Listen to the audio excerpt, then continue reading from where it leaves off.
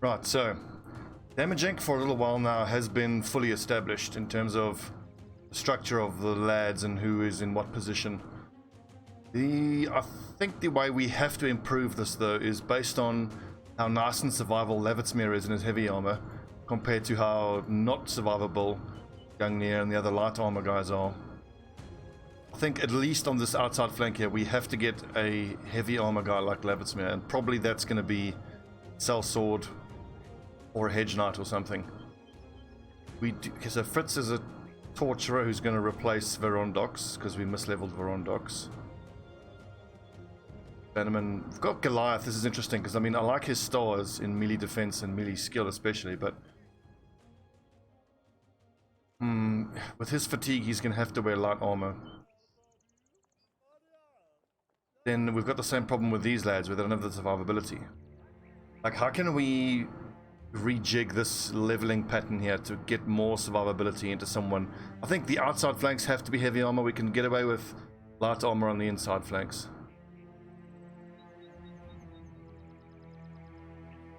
Thing is though, who of these guys here? So there's Aegis, there's Emmanuel, Gungnir, and there's Goliath. One of them has to go because I want a heavy armor Warhammer guy on the outside and then 2 replacements. Who's the weakest out of these 4? 91, 32, and 74. 39. 30. Might be Emmanuel the Third. He's a Dastard as well, which doesn't help.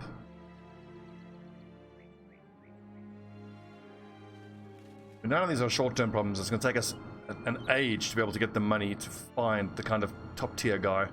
What's up, Nathan? That will eventually hold the outside flank and to get him leveled up. Fritz will be a nice. He's going to be a great Torturer. God, his melee skill is going to be amazing. His melee defense is going to be good. He's going to have to be in light armor, but like with the Torturers, I think you can get away with it. They hold shields. They're in the center of the formation. The real scary places are on the flanks here. Nexus will eventually replace Coman with the 2 great archers. Donbert, I think he has decent potential as an archer with 2 stars. Yeah, he'll get to 90. But we're still searching for one more good archer. We got Pumulus and we got Fritz. I got 2 torturers waiting in the wind here. Wings. But really, Verondox will get retired. Either Pumulus or Fritz will take his place, and then one of the other 2 will become the replacement. It has to be a replacement. What's up, Manager? The polearm peak guys are just useful for when we are fighting more undead and intensive type of people. Anton will just be around until he produces a master bow, then we can retire him. So we're still in the market for another hunter, which we have been for the last 244 days. And we're in the market for a super high level, super tough. I think we need to be prepared to spend 10,000 on a Hedge Knight. That's what I think. Give me a nice little, perfect, a delivery. Anton doesn't need leveling up. Just need time for our injured lads to heal up. I also need to think about whether I want to change the way that I use the Torturers with their shields. I mean, the shields are great to help keep them safe. But someone like Ration with his defense, can he arguably use the Crypt Cleaver instead to get the extra damage? Because rather than two attacks of 50 to 75, use 65 to 85. How much damage to armor? 74 to 90. It's far superior. And this is great also against Nachters. Not Nachters, the spiders, because if you get webbed, you can use your first action to take the web off and then still get a nice big cleave off.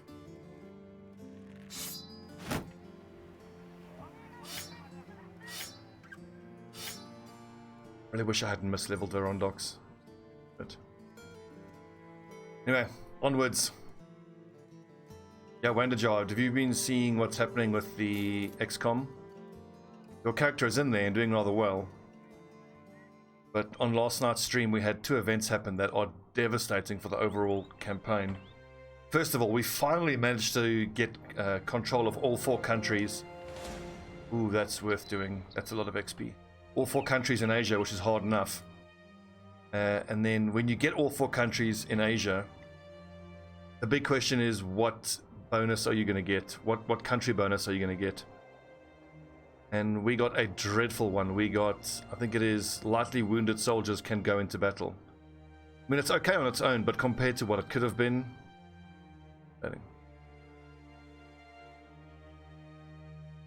What I wanted more than anything from a country bonus would have been all in. Where overall supply gathering increased by 20%. That would have been amazing.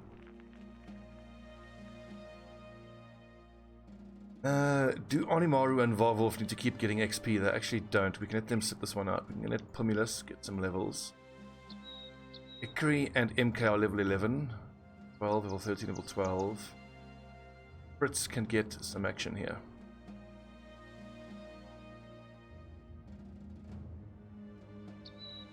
There's a pike.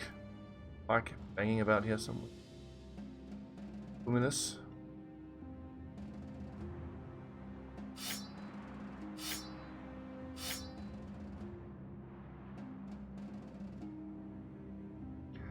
Mr. Namores. Yeah, this is normally the time I'd be in the gym today, but I'm so tired. I blasted my legs 2 days ago in a leg session, and I can hardly move. I'm in so much pain. I thought, let me give the lads a bonus Battle Brothers session. Besides, was this evening, the evening session is going to be Dungeons and Dragons. I did set 2 of my guide, pleased with. Episode 3, I want to start going over particular enemy types and how to fight them, and then after that I might want to go into some advanced combat tactics like manipulating when who attacks at what point.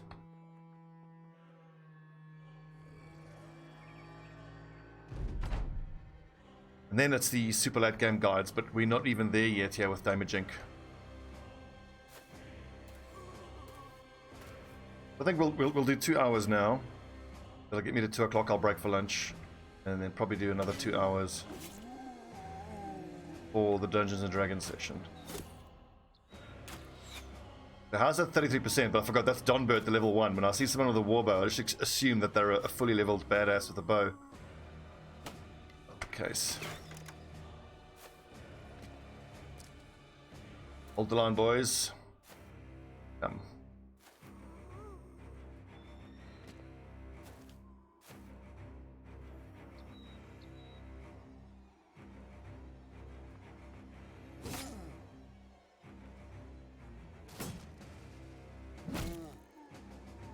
We start using shatter to break those shields. A lot of times I'm running into that issue where my Warhammer guys are defeated by a shield.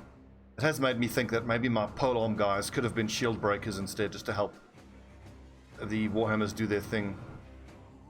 The fact that these Warhammer guys are routinely missing against shielded targets is just, I think that says more about their skill themselves than it does about the overall build synergy.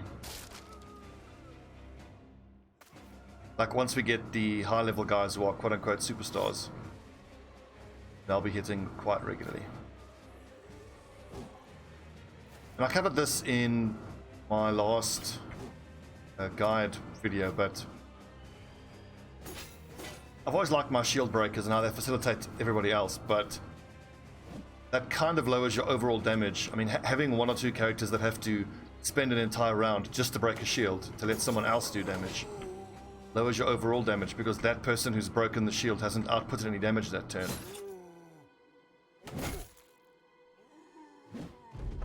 Damn it.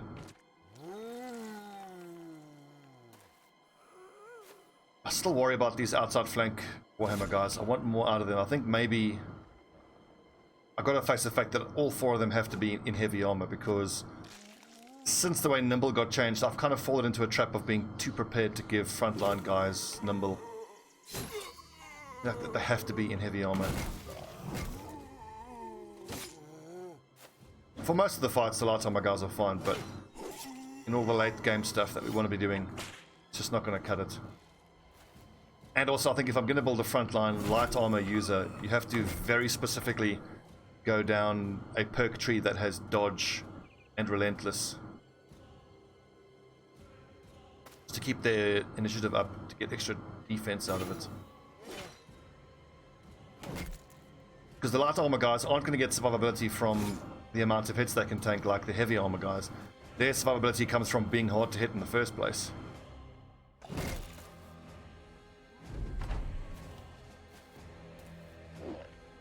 Dodge.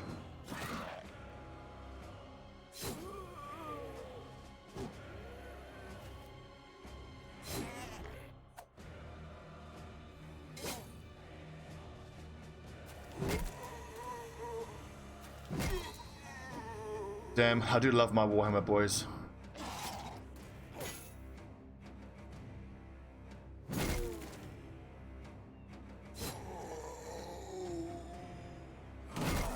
Look at that. Quad kill for Gungnir, very nice.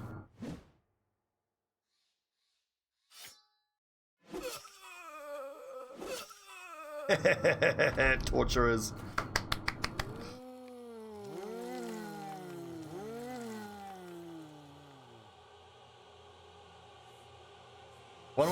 One way I could get around the problems with these Warhammer guys often missing against shielded guys is by turning them in, well, instead of having Warhammer guys, have them be great sword guys.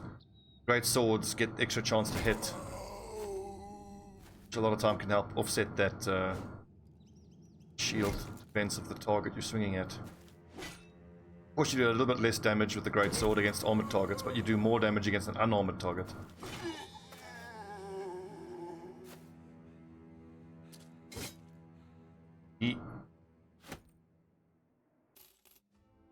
I don't think there's really any doubt that the best overall weapon is the great sword, but it's just a little dull is the wrong word. It's just like, I know it's the best, but I want it more interesting to have Warhammers. I think that if you have 7 guys up front, all with great swords, you're not going to go wrong. I mean, a great sword doesn't do nearly as much damage against armor as a Warhammer does, but it still does plenty of armor damage.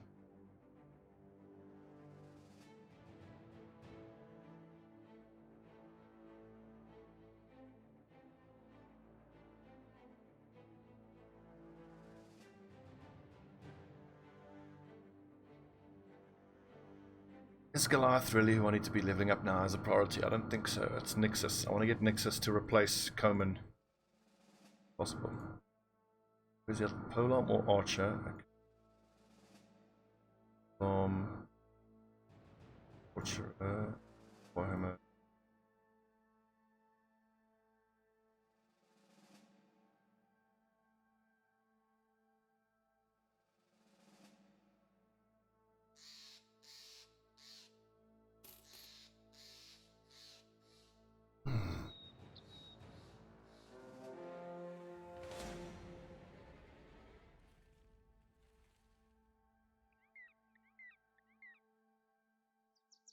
Orcs.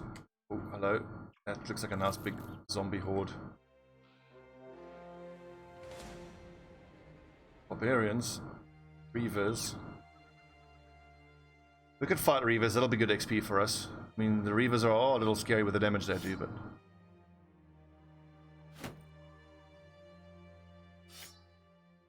Oh yeah, one thing that I would kind of maybe tweak with this setup is, instead of 4 Warhammers, we could potentially have Warhammer two-handed mace Warhammer. I mean, with 4 Warhammers we have more than enough armor destruction, and with the maces it wouldn't be as much, but the maces there would give us the utility of being able to daze high-value targets, although arguably we already have whips to disarm them. But one thing I've noticed is in this campaign we've struggled to get any sort of barbarian throwing weapons, and the reason is because to get a barbarian throwing weapon you need to move up to a barbarian with that throwing weapon out. You have to stun him, and you have to keep him stunned and kill him with that weapon out, because as soon as he gets unstunned he just quick hands us to his main weapon, then you don't get the throwing weapon.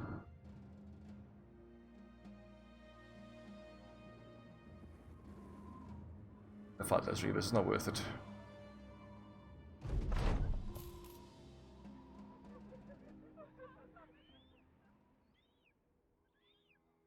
That's cool. Well, Wandager, obviously then the Northern Raider background is the background for you. And one thing that was surprising to me about that background was how viable it is to actually, you know, be aggro against one noble house right from the beginning. It just means you've got to be more careful about running away from their patrols. But you're able to attack their trading caravans right from the start. And pretty damn quick in, you can actually start fighting their smaller trading caravans. It lets you fight enemy footmen, which gives you nice armor and weapons right along.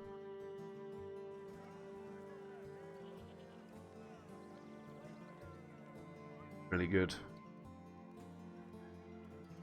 Okay, so Geralt the Terrible.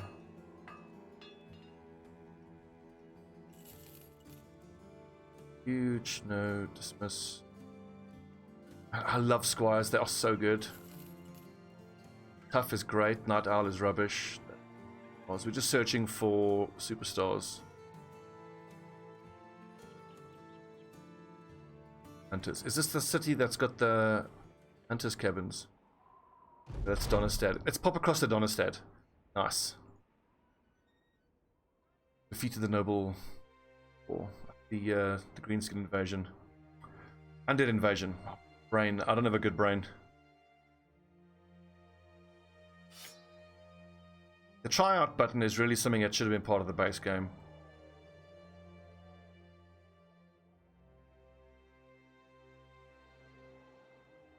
Enemies will look to fight on sight. I need to fight tree men, and I need to fight spiders. I need their crafting material.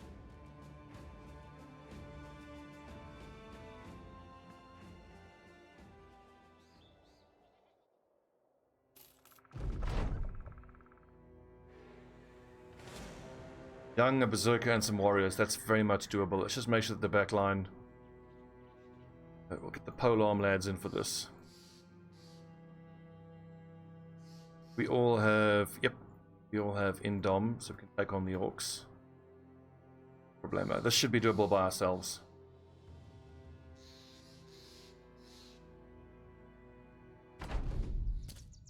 The other mod that needs to be part of the base game is this additional key bindings mod, so that you don't have to keep on opening your inventory, switching the weapon, and closing inventory again.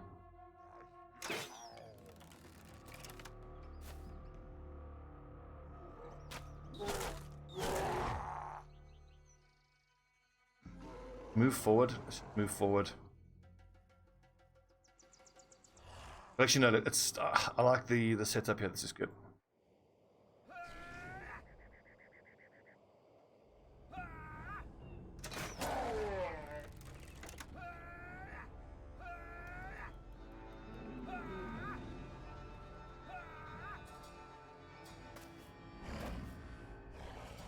Yeah, I don't see Levitsmere getting charged into.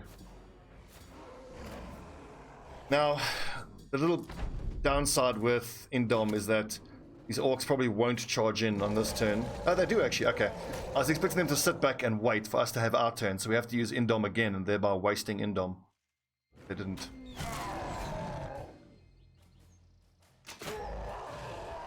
But MK2, oh, I didn't give you your polearm. Fail.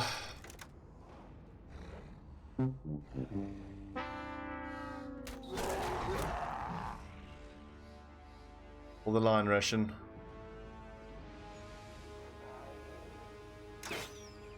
Oh, close. No, 95, miss. Roll the 96.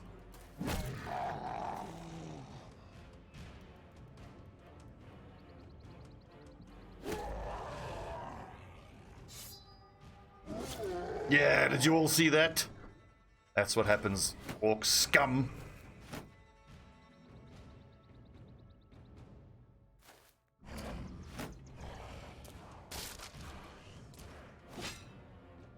It's from Nexus Mods.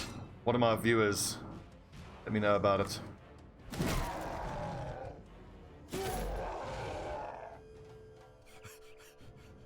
I'm pretty sure that if you use !BB mods, it'll be contained in the link.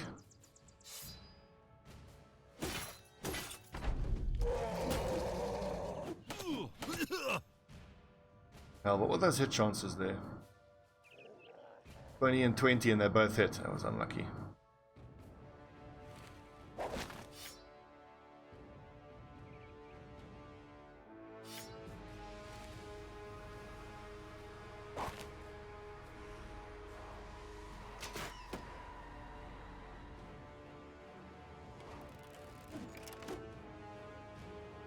Dodging.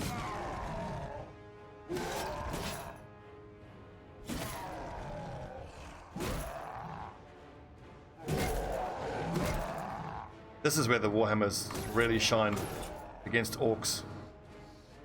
You lost your shield, Verondox, you piece of shit orc.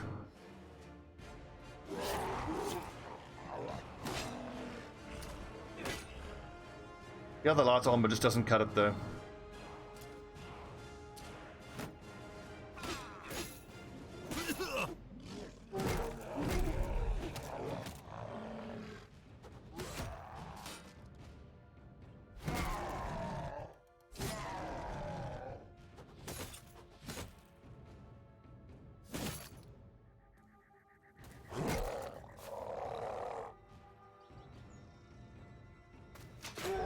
God.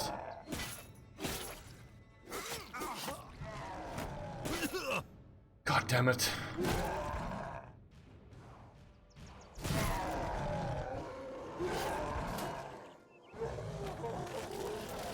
That's Orc Warriors for you. Those cleavers do serious damage.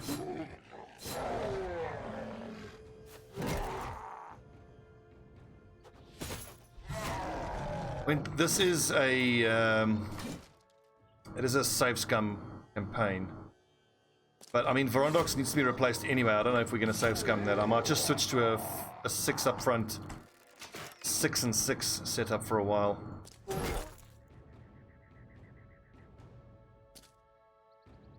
Might have been struck down. I didn't see whether his gear dropped. No, his gear dropped on the floor. That's dead. Verondox, rip.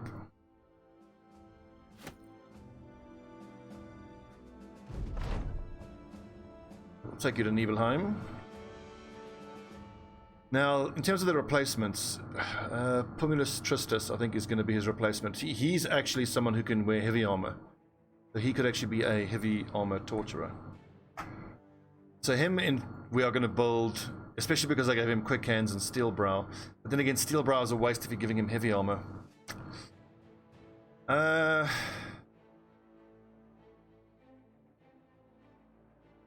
Like someone like Pumulus. Looking at this perk here, and I think giving him dodge could work, but then he doesn't have the initiative for it.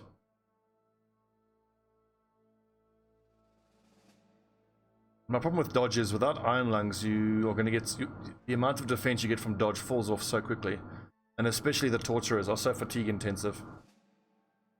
I do think here, so Pumulus is not going to need gifted. So with this level, we can switch gifted for shield expert. That'll give him a lot of survivability. Colossus he arguably won't need with 3 stars and hit points. And he's not going to need fast adaptation with that amount of melee skill. He'll get up into the 90s. I think we still give him Colossus. Get his hit points into the hundreds. Yeah, Pumulus, you're going to take over. How will we do this? Let's see, we will have Pumulus now. We'll sort of be part of the standing roster there.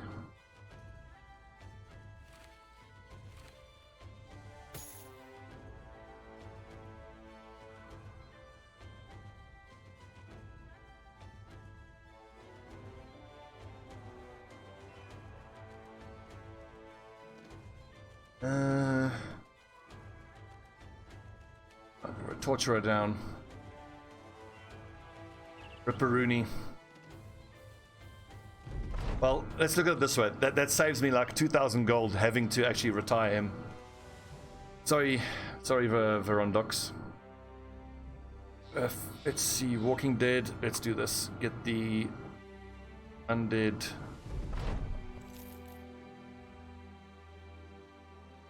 Into guessed it. The undead charm is at least going to make someone immune to mind control. That's going to kind of help us with hunting witches and whatnot.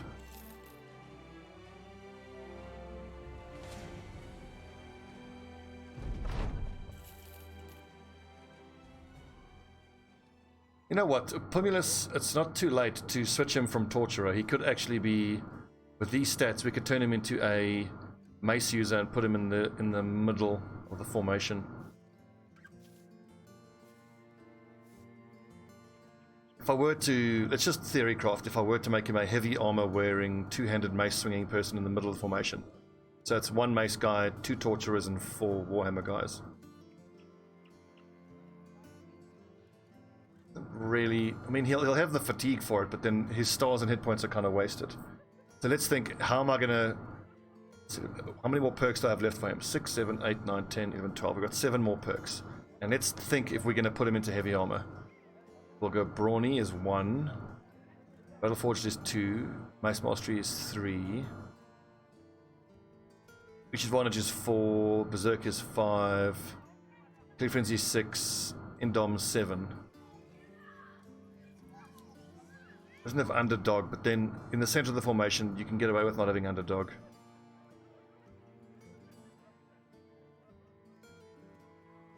Let's switch him up into a nice debuffing hammer user guy, mace using guy.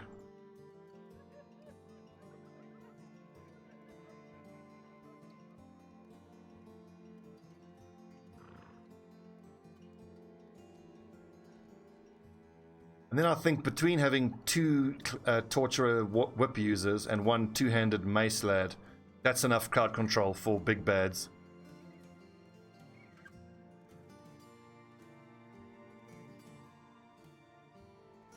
Let's keep on training the lads here. Trained up our level.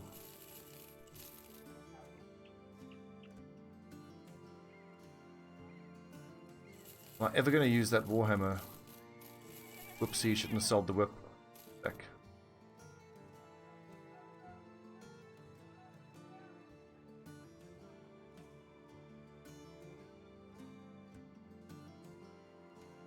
Keep saving. What have you got for us? A quick delivery? Fine.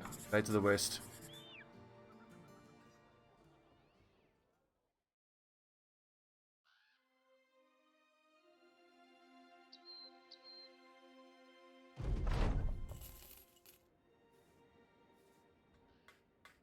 And for direwolves, this is fine. I actually want to hopefully run into some webnecks.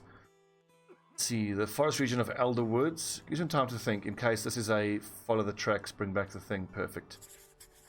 Quick little 800 gold. Tracks east of time. Just a couple marksmen, a couple thugs.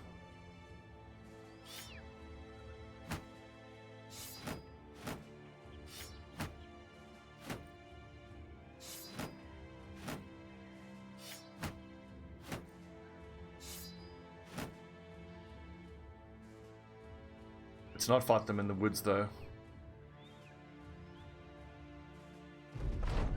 Fighting... okay, that's fine.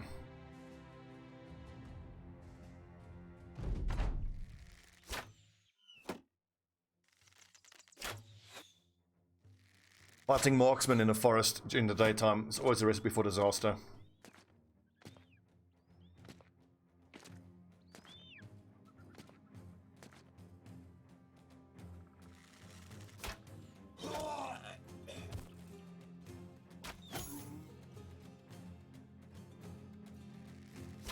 Headshot?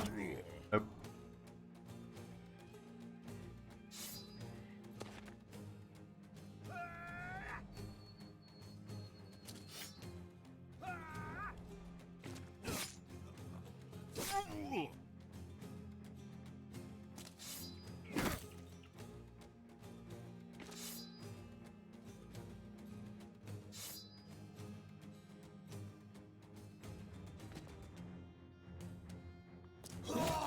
Nice, Pumulus. Old one shot.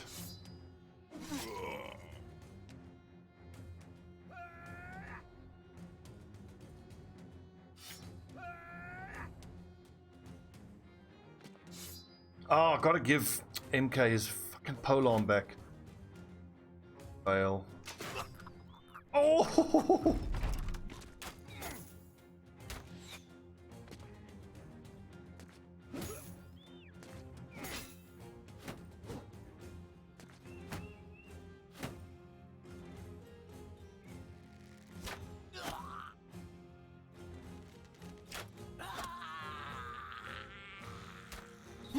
Shot, Wolf.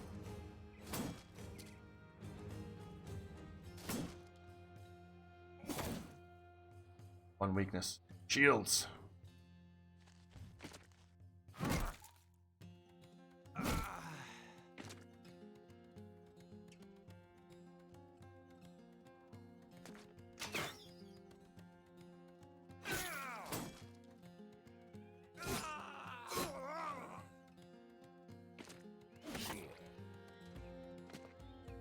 It's funny, no matter how much time I play in this game, no matter how many brigands that I slaughter, it's always satisfying.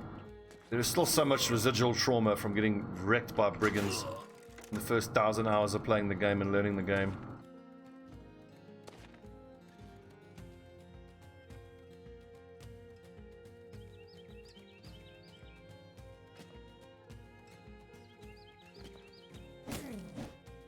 We die.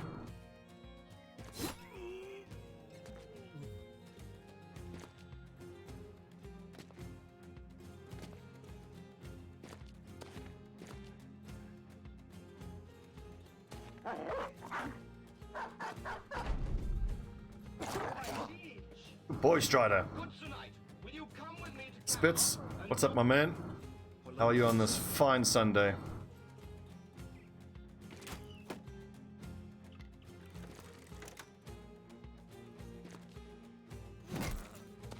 Crunch.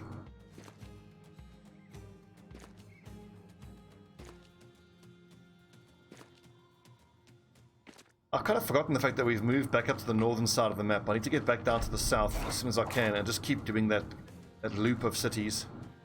That seems to be the most, money-wise, the most efficient for us.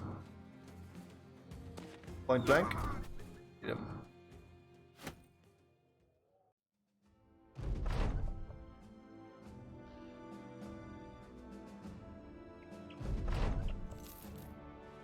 What I hope is we can get down to the south, be given a patrol mission, and then we can just go hoover up ruins beset by undead.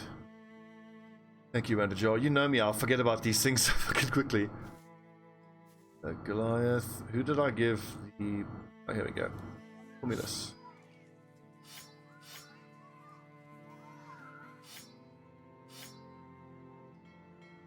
It's better.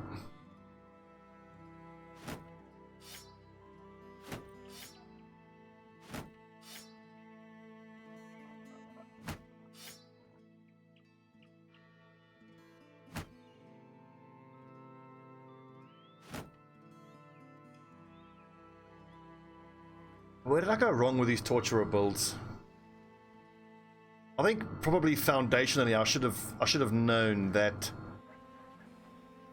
if anyone on the front line is going to end up in light armor, like I could have done better with ration here. I could have really pumped way more into initiative and fatigue and gone down dodge and relentless. But then the thing is, he's going to need to attack one turn, recover on the next turn, because all his defense has to come from dodge. I begin to wonder that really the only viable frontline light armor build is going to be a dedicated swordsmaster who already has gigantic melee skill and defensive stats to begin with, because you have to put all three stats every single level into fatigue and initiative, because that's where all his defensive points come from. If you're not, like with the heavy armor, it's much more straightforward. You just get hit points and resolve up to 75 and 50 respectively. Then every single level after that, you just go melee defense, melee skill, and fatigue, and that's it. Whereas with the dedicated light armor guys, it's a lot more difficult, because all their defense from dodge and relentless has to come from pushing initiative and fatigue as high as possible. That's 2 of the 3 level ups every turn. You need to keep hitting hit points as well to get more out of Colossus, but then you don't have level up points for melee defense and melee skill. I suppose arguably then you would give that guy a sword to get the most out of his dodginess, and the sword at least offsets his comparatively lower melee skill. I'm just not a huge fan of these light armor dodgy builds. I think heavy armor on the front lines is still the way to go, and look at this, we've only got one heavy armor guy on the front line. We're going to have to look to replace all of these people. I think maybe I've just kind of forgotten my own understanding that I even mentioned earlier on in the campaign, is that in the first 150 to 200 days, you just want to stabilize and get to the point where I am now, where I can beat almost anything and really grind and get a lot of money. Then you use all that money to fish for superstar brothers who eventually will then be able to get onto the front line. I mean, finding lads for the front line in heavy armor is so difficult. I mean, Levitsmere was such a find because of his point distributions are perfect for frontline. He's only a 4-star brother out of a potential 9, so he's not even that good. But I mean, like, huge helps as well. It lowers his defense, but look at that extra melee damage. Isn't that amazing? I could also point out to myself that he could have got more out of huge if I had taken greatsword usage, because the greatsword has higher base damage.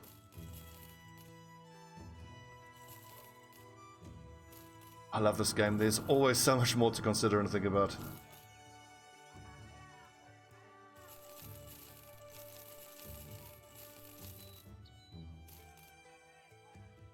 We hang on to the Morningstar on the wooden stick, or Pumilus, because he's eventually going to be getting Mace Mastery. Where can we put him on the front line? I think we can put him on the front line. We can step him in some heavy armor at level 7. So at level 6 he'll get Brawny, at 7 he'll get Battle Forged, and he's tough enough to at least survive in the center of the formation. He's not going to have a whole lot in the way of fatigue, but that's fine. As he survives.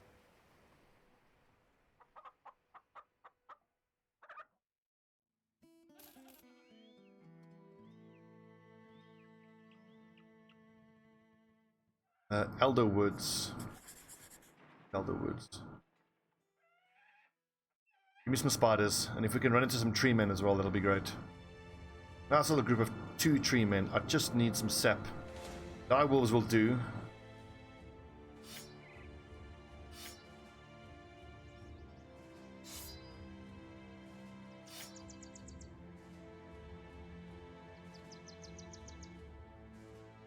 Back here, dogs.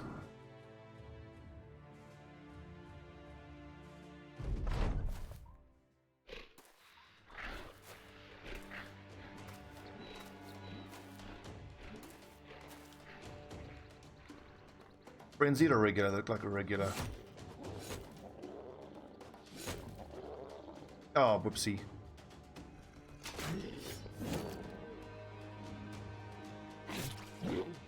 Oh, missed.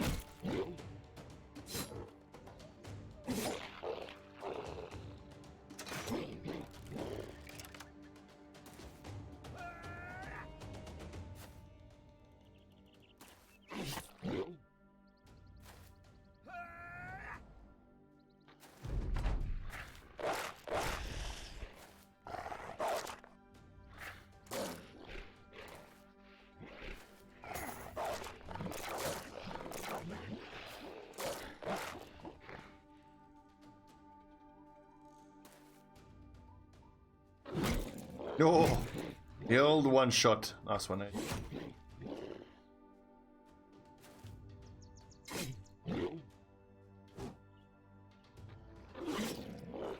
Off with his wolfy head. Yeah, you don't like that, do you?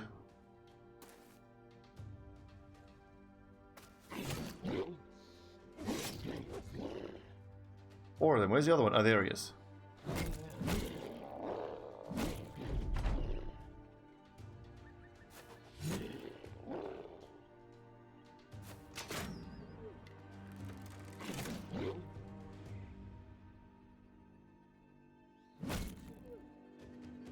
It certainly does, Gerg. And it's a little bit funny because I did that video a little while ago on my build overview of my professional soldiers with the hammer and cleaver mastery. But even with the weapon switch mod making the switching between hammer and cleaver less tedious, I still think it's a little bit different for the peasants because you have more bodies on the field. But if you have all 9 guys up front, using Kopeshas for example, you'll have enough armor destruction. But I did find that when I went back and I replayed and gave all of those professional soldier guys axe mastery, then it became actually even better. I mean, admittedly, you don't have the utility of the whips from cleaver mastery. That's not. But just because you don't have the mastery of cleavers doesn't mean you can't still use them for those situations. It's just more fatigue intensive. Not a chosen one. Wake up. Damaging needs their commando. So what was nice about making everybody... Oh, command fractured elbow. Wait, is command our monk? No, one. What I was saying was, what was nice about giving everybody X specialization was that you have the extra utility of breaking shields, which is so nice to be able to do, especially when you're fighting ancient legionaries. You just cut straight through their fucking annoying shields, and you don't have to spend the extra perk point on 2 weapon specializations. So that allows you to take something like a headhunter, which I almost never take on anybody. But I think if you have a front line of guys who all use shields and axes, they kind of don't have the damage you would want. But by giving them headhunter, let me tell you something, when you hit almost anything with a fighting axe to the head, the damage you do is fucking staggering. Because we got to hunt those down for the XP. Let's get these first. Wolves. Excellent. Yeah, fighting axe to the head is going to do, it's basically double damage, because you get 50 from the hit to the head, 50% extra hit damage hit to the head, plus 50% from damage hit to the head because of the axe. And God forbid, whatever you hit, if it's not wearing a helmet, you're going to die.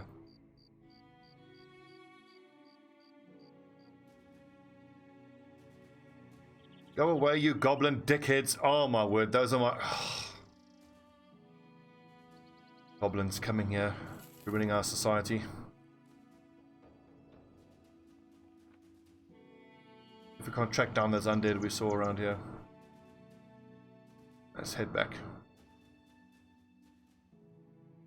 And goblins, man. Literally the worst. Forester's hideout, where is it? Region of grasslands not far to the southeast. It's only a 1 skull, so arguably it's not worth doing, but because it's likely to have undead in it and we're looking to clear out undead for our ambition, go ahead and do it.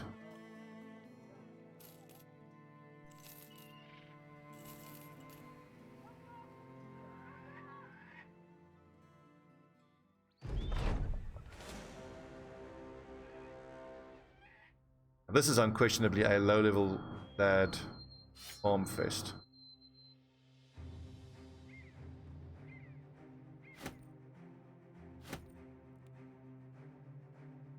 Pole arm, bannerman, hits, Goliath.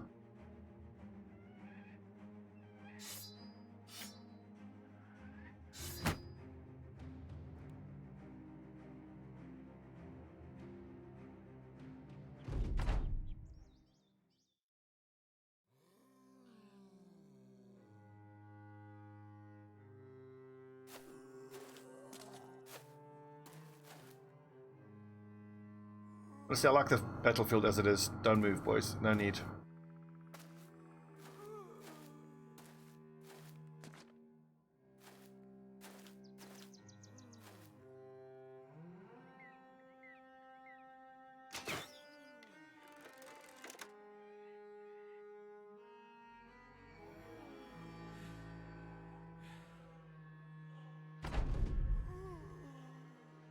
And so, speaking about the weapon builds, one thing I kind of wanted to try with the peasant militia with the 9 guys up front, I'll maybe have 5 axe specialists and 4 dagger specialists.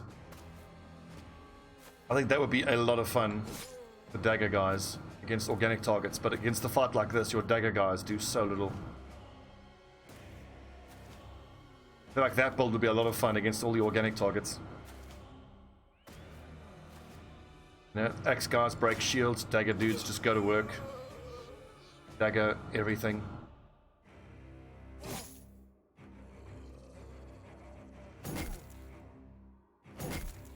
But yeah, you would struggle so much against undead with that build.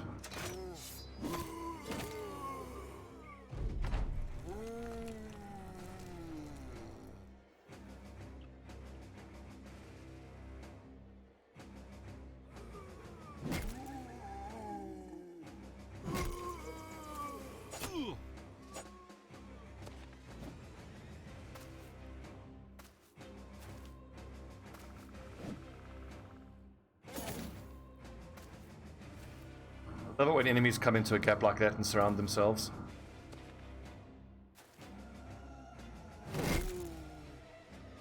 It's funny, there's so many builds I want to try out.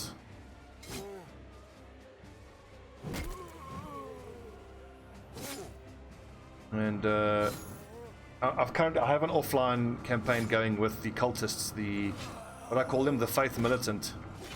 And the idea was all of them up front would use maces or flails. And the mace stacking on the front line is good as you would imagine, especially with two-handed maces for debuffing the enemy. But what I find with the cultists is that getting guys with stars in melee skill is unbelievably difficult, so they kind of need the extra chance to hit from swords or spears. The big advantage of the cultists is they get extra hit points and resolve and even fatigue recovery at the higher levels. So if ever there was a build where I was going to give 7 guys up front, each with a space between them like this, and you give all 7 guys up front great swords, it would be the cultists.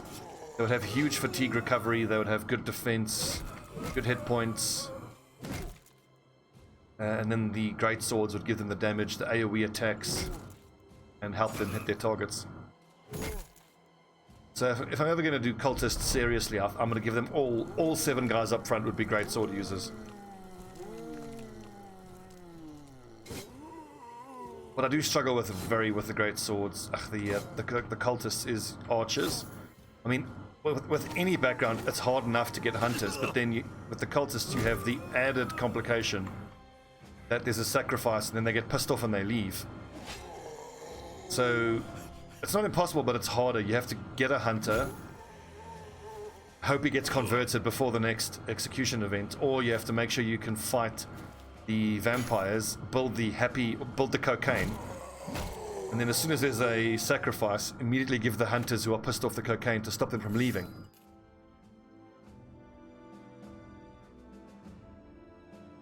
Yes, that's exactly right. The cultists are all into the sacrifices. But it's relatively easy to get around that. Like, I can actually load my save file into this. Show you guys. Archer. You just hire 1 or 2 beggars and leave them in reserve. Ideally, people who are happy to stay in reserve. And then when you have a chance to sacrifice someone, normally one of the beggar guys just gets sacrificed.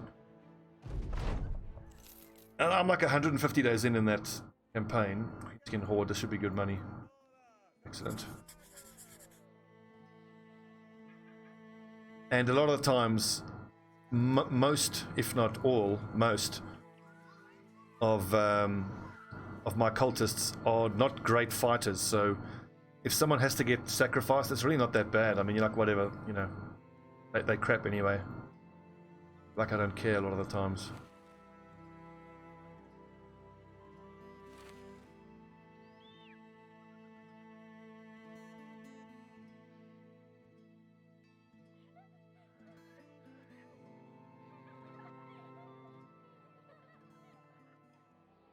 Right, we need to get to a big city and sell what we've got.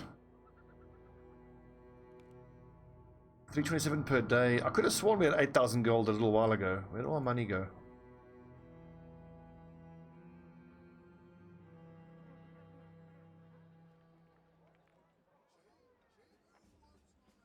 I've been trying out people, that's where the money's gone.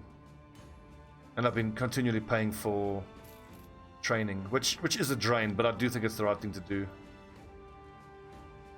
Nothing here that I want really. Weapons wise, I need to pick up a 2-handed mace. Ooh, look at that. Raiders Kriegmesser, a masterfully crafted and somewhat uncommon variant of the sword with a long and thin blade. Sharpened only on one side and no crossguard, can be used both for quick slashes and sweeping strikes. 56 to 83, 20 and 75. So really it's just got a little bit increased damage. Imagine 7 of those on the front lines. That's the kind of thing I would want my cultists to be using, because it's a two-handed weapon, it does nice damage. You can always attack twice with it, so you can usually get 2 stacks of reach advantage for 10 defense.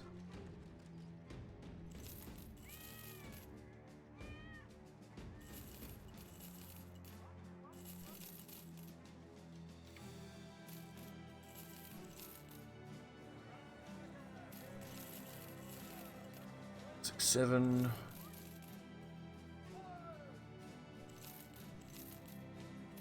Think about why am I stacking all of these military cleavers? I think I need all of them. 1, 2, 3, 4, 5, 7.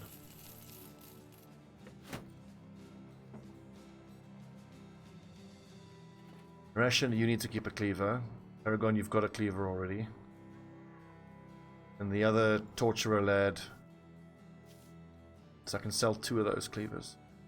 And that one-handed hammer we don't need.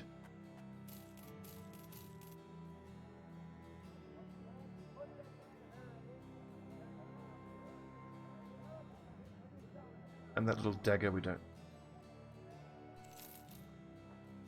7, we'll keep those. Ooh, look at these cheap tools.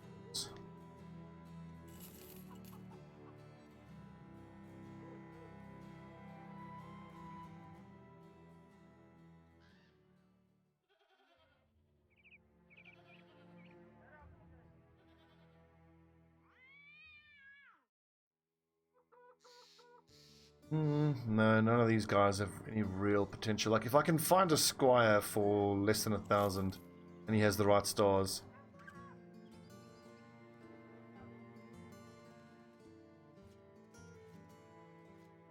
Where are these greenskins? 25! Holy shit. Yeah, we're gonna need help with that. Soldiers to help us. Let's head... Pull them into Refuge of the Apostate. Undead are very good at helping, especially if it's Orc Young and Berserkers.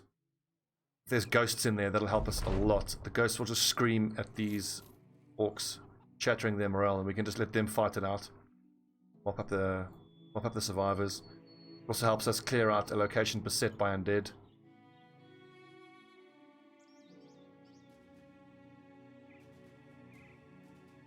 Come on, Orcs. Come and get me.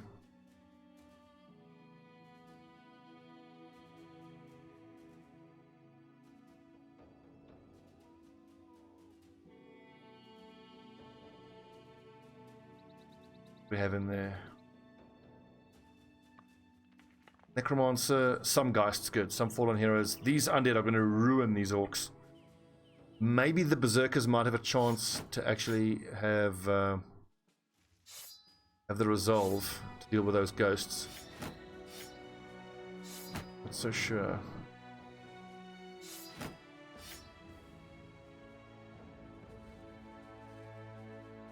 Hold on. I definitely need Coman in this one. I need the extra resolve from Coman.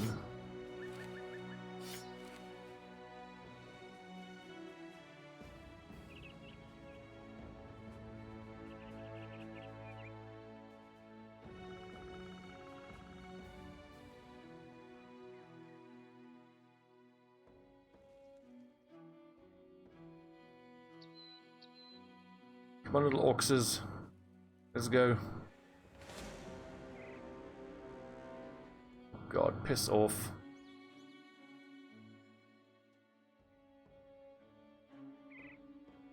So if it's going to be a forest fight, this is going to be really interesting.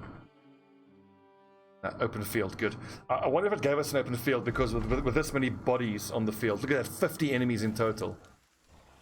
And if there was forest, it would just be so friggin' hard to actually get everything to fit. Wait a sec, does one of our brothers have a maimed foot? I hope it's not this playthrough with a maimed foot.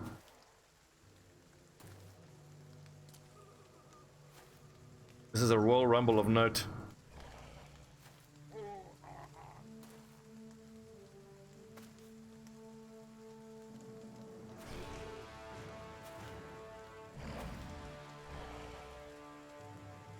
Down and to the left. That's...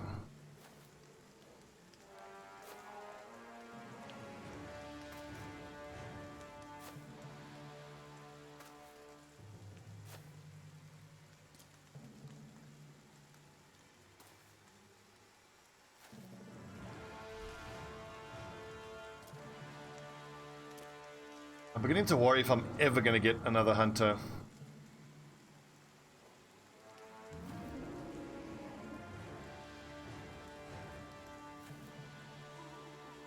But hey, that's kind of normal, isn't it? 1, 2, 4, shit. Struggling to get hunters.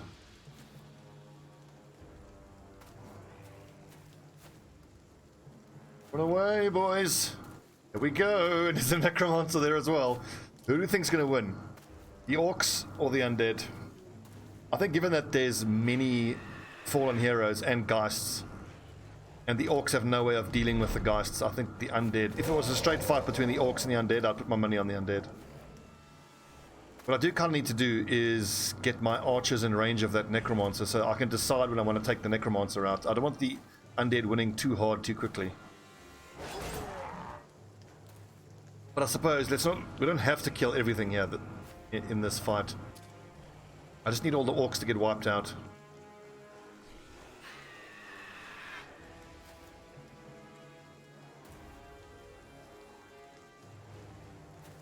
Keep running away. Most likely we're going to go all the way down and then start moving up this way. Allow the orcs and the undead to fight it out, and then we can have our bowmen choose when we want to pick off the necromancer. And the frontline lads with the whips can then hopefully kill the geists. What I don't want to do is get bogged down here with these greenskins to the south and have geists screaming at me from the north. That would be suboptimal to say the least.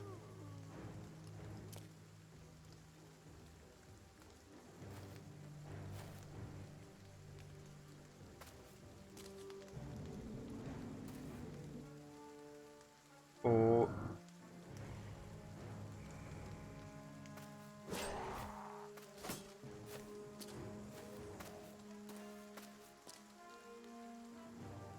super tempting. Oh god. So many enemies. Don't scream at us. Okay, good. Scream at the orcs. Good ghost.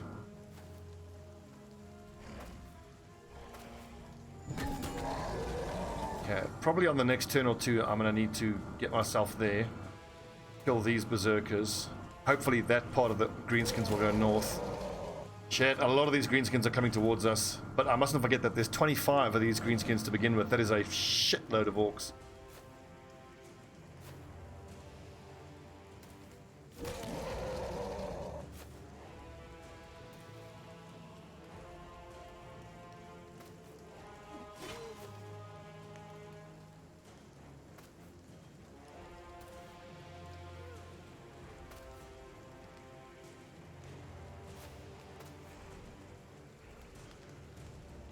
So, Paragon. So my front lines are a little messed up.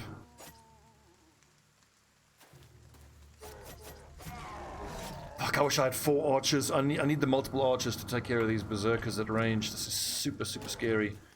I need that berserker to go for that fallen hero. I was hoping more of these orcs would go north. But just given the size of the group that's coming at us, I suppose that's not surprising. On the plus side, I can at least whip these berserkers at range. I don't have any armor.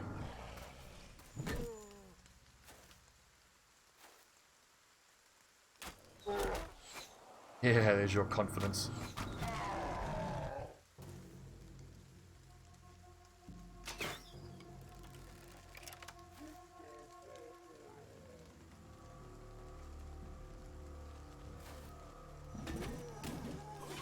There we go, 44 to go. This is a huge, huge fucking amount of undead. This is crazy.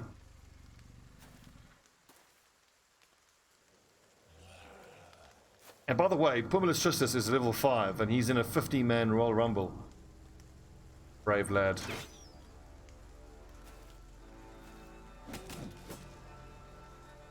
Okay, so let's see here. You can whip twice. You can rotate. How much? That is 3 AP, so I can't switch weapon and use Indom. I think we just whip this dude to death. Or I switch weapon, move forward and Indom, and hope I get to attack before him. I don't know what the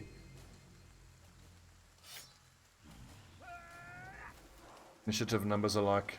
11, you know, he's gonna act first. Shit.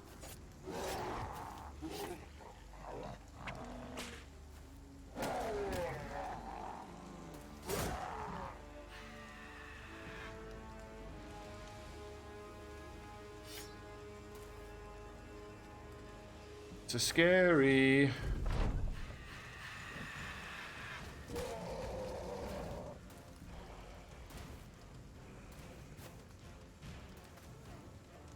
Oh, I should have disarmed that dude. I was just whipping at him. I didn't disarm him. Oh god! Oh! It missed.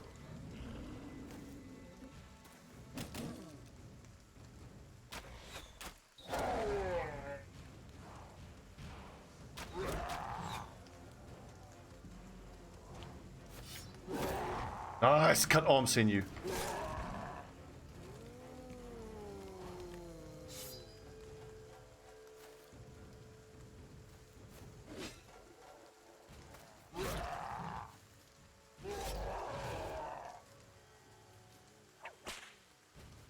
Caravan, I need you to actually move to the northern side. Need to disarm that dude. Get crunched in the head, nerd. Action 11 turns. What is he gonna do? Needs 6 AP for smite.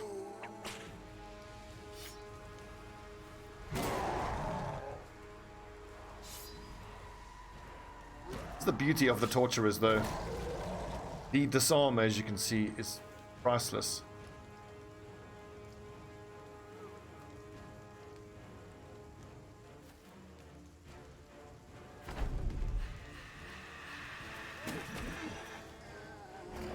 Yeah, it sounds like the undead are now wrecking the orcs as we kind of expected. We need to start kill these guys, move the front lines here so that my archers can... I don't know if we're going to be able to shoot uphill there. My little archers might need to go on a bit of a mission up to the northwest.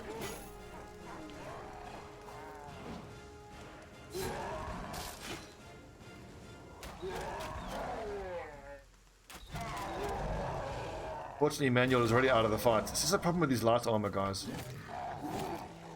They just don't have what it takes to stand on the front line. Heavy armor lads.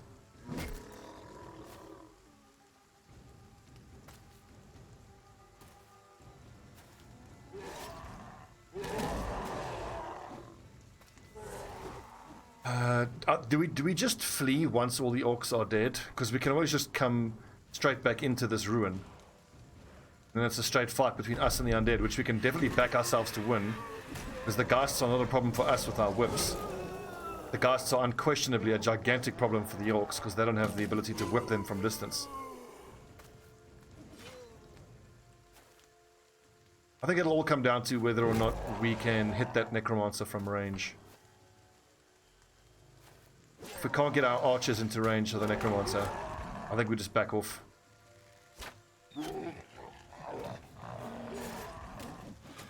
Down to 27.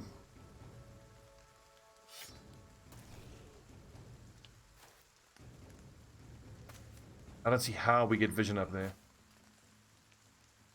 I've got a falcon, but that only gives me 1 turn of vision. I do kind of wish the falcon would like hover over the battlefield and at least give you vision for 3 turns or something like that.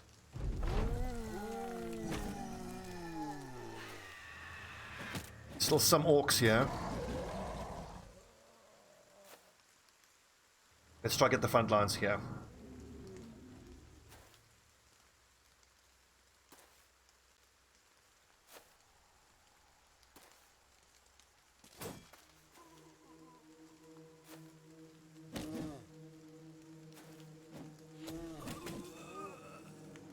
The orcs with their little javelins. Bless them.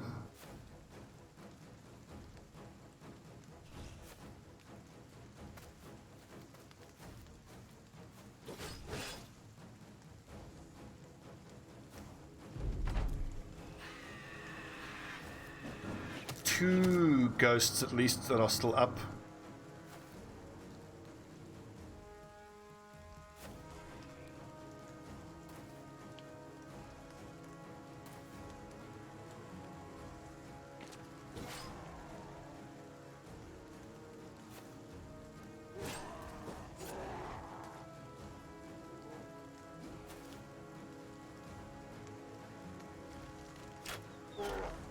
God.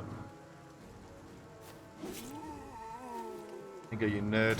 Raise that. Animate that from the dead. Oh, close. What?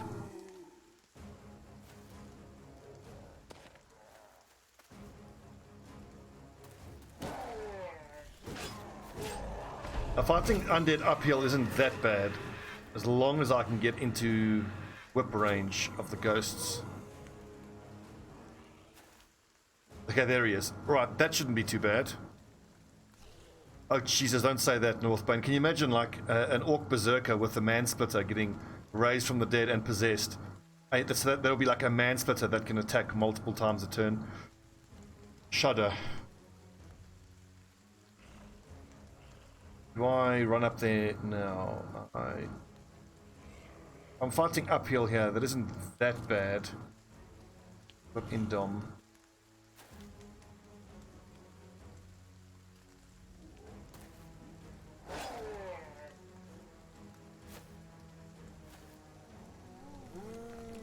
God.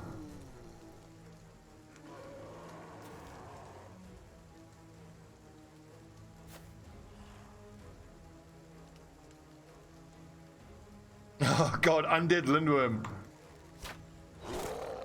Undead lindworm with multiple of those bites every turn. Take over 3 squares. That should be enough to get that Geist.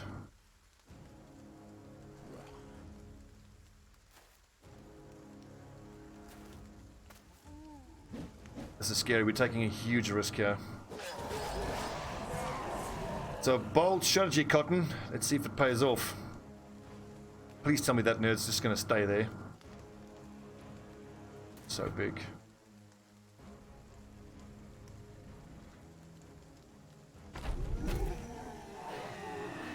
Alright, that Geist has to go. Got to go. Thank you, Russian. I'll just whip the piss out of that necromancer from range.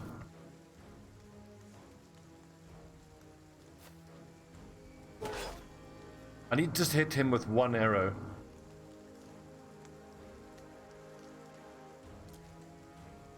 Actually, no, I missed the trick there. I really should have moved Aegis up to get onto even ground.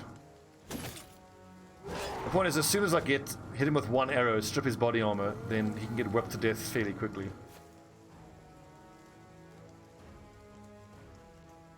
The hell is going on with that? I would have to go here. Bam.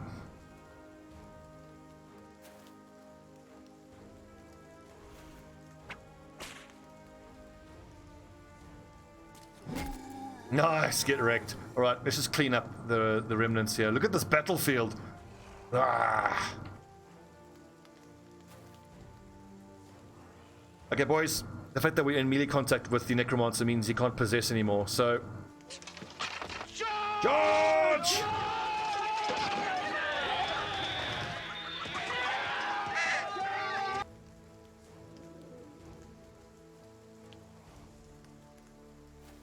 And speaking of mods, there needs to be a mod where projectiles getting thrown are like those farm animals.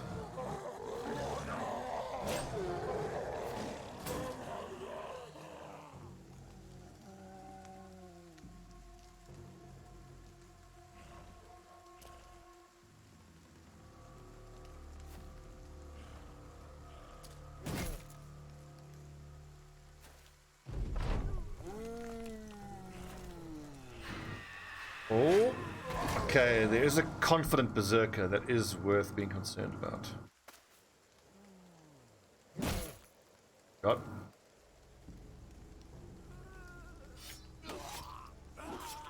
Right. 1 less necromancer to deal with. Magic filth.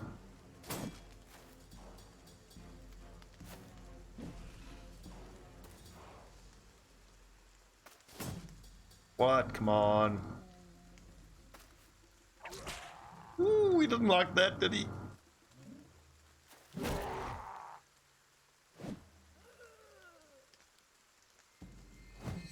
Ah, damn it, Levitsmere. I wonder if the undead are going to flee. I've never seen undead flee before. I would imagine the answer to that question is a no. Yeah, he should be easy enough to kill, and then we're just going to make sure we whip that dude.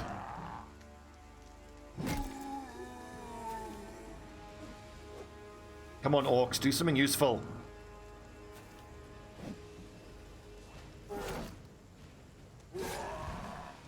The rage keeping him alive. It's so hard to hit him.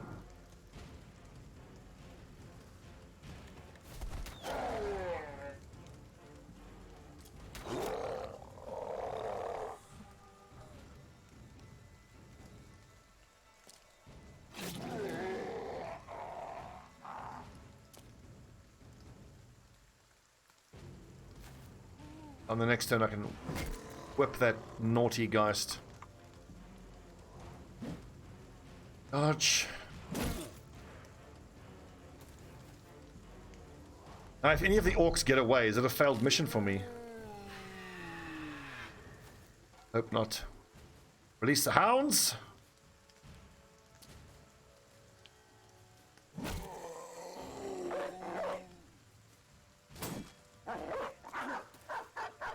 Good boy.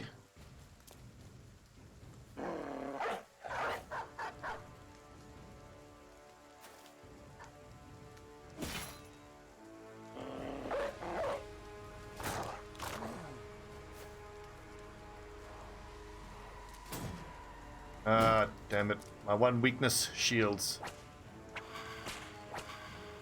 Very nice work, Paragon. Very nice work indeed.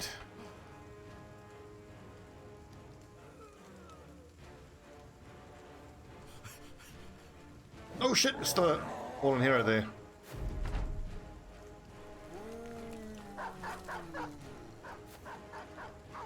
I need these dogs to head south and catch that one orc who's fleeing to the south. Okay, now he's coming back. Good. Good orc. Stupid orc.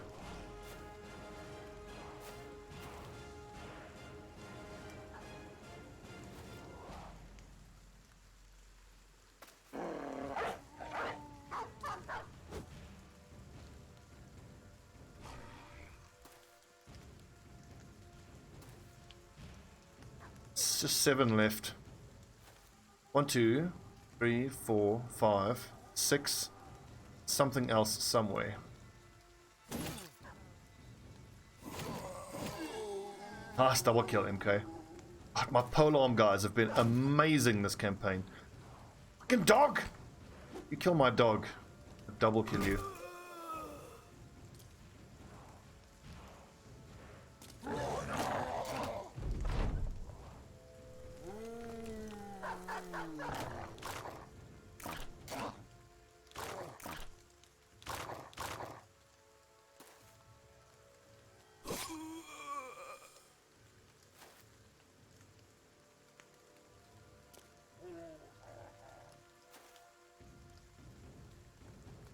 Okay, who's left? What?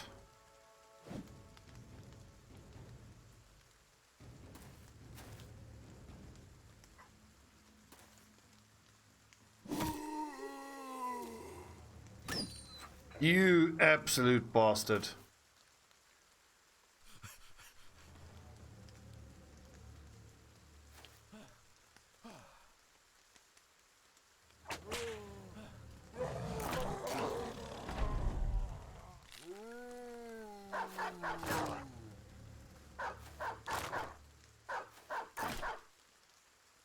Oh my god, you talk about Blood Bowl now, yeah, like the Necromancer. An undead Black Orc, but just think how slow it would be.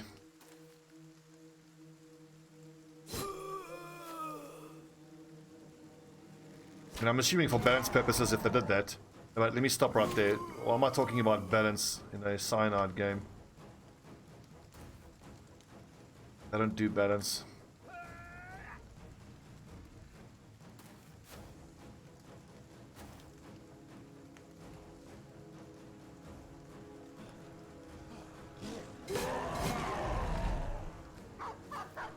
Good lord. Finally the battle is near its end. 50 enemies all slaughtered.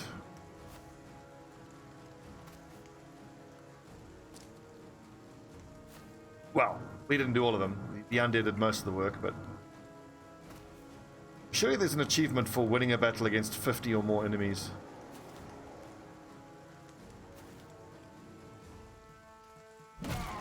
Oh, how close was that to killing? You know what? I'll just top it all up if it gives us a legendary item.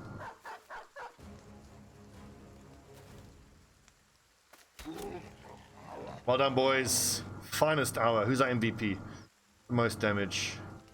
Gungnir with... Oh, Aegis with 687. 2 kills. 4 kills there. And... Nope. Another military cleaver. Silver way. And silver bowl. Very well. I'll take you back to Gersted. So this is a little... merchant guy who was in that camp. I want to take that on. How injured is our armor? Quite a lot. The thing is, I really want to kill those Hexen for their crafting materials, and the unhold bones as well.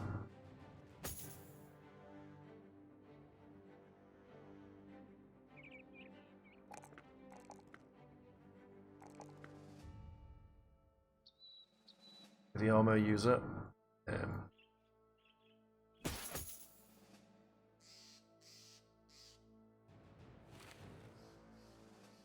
Right, there's Hexen here, so we will give the leather scale armor with the sigils on it.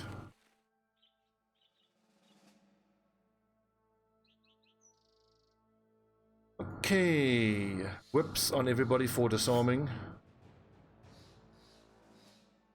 Unhold, two-handed. No, actually, just the torturers do the disarming, not the Warhammer boys.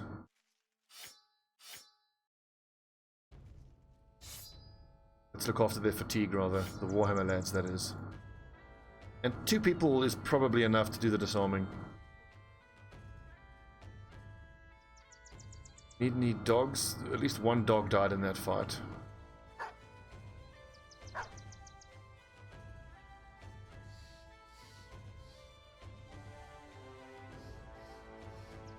Back here.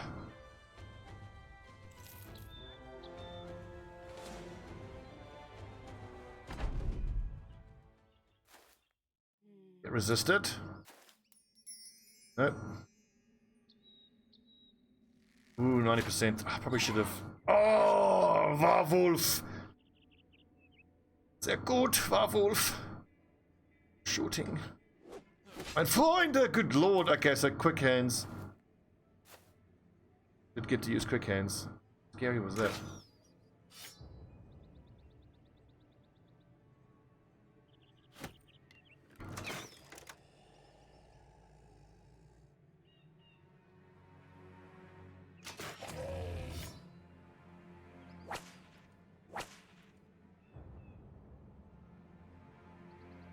I'm gonna run at these nerds, not give them the chance to leap in at me and do the stun.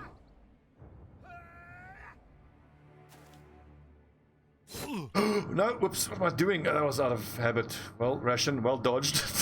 Whoops.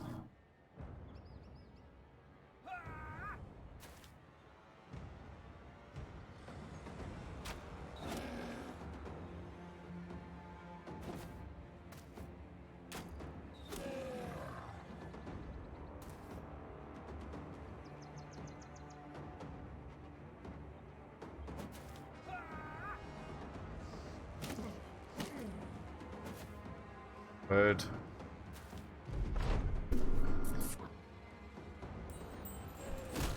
Come on, boys. You need to fucking resist that.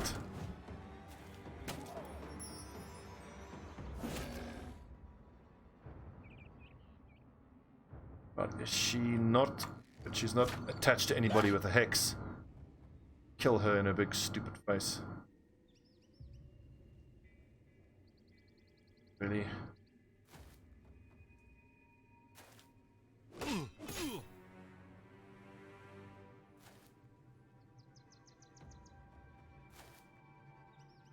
I'm gonna bank my archers to take her out in the next turn, so just get stuck in here against these unhold. Focus is one in the middle.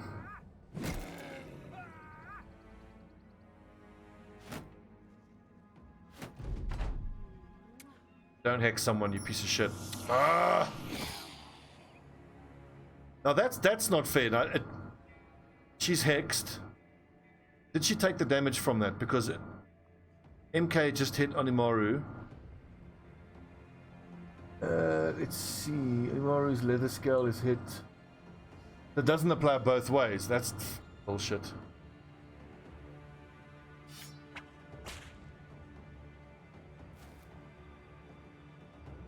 Don't do that, Stobbie. That would not be good.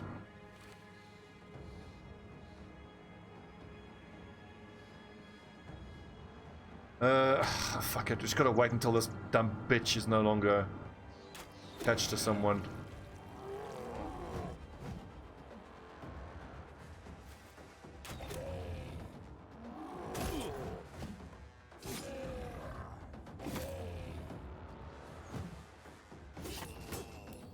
On. There it is. Yeah.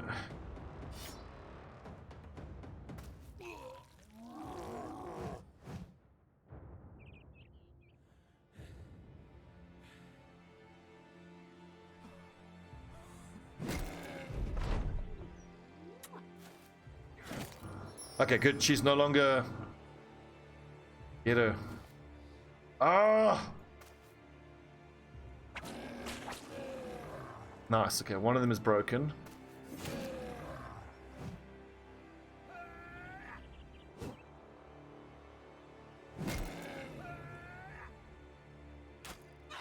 Die, bitch. That's crazy. Fighting these witches, it's always tricky.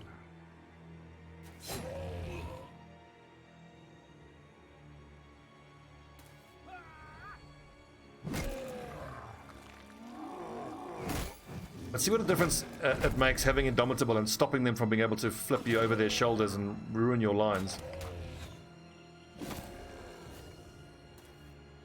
Misclick.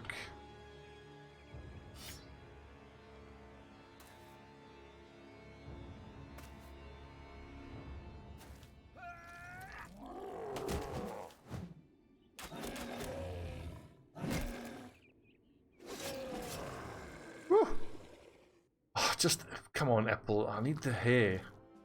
Well, there's at least unhold bones, which is useful. You can complete one more bone plating, or two more bone plating, but I don't want to use lindworm bones. Bone plating. I think the lindworm bones are used for something else.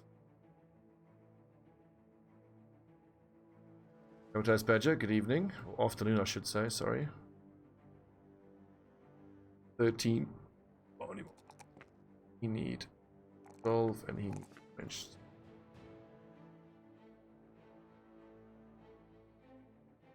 that is not excellent.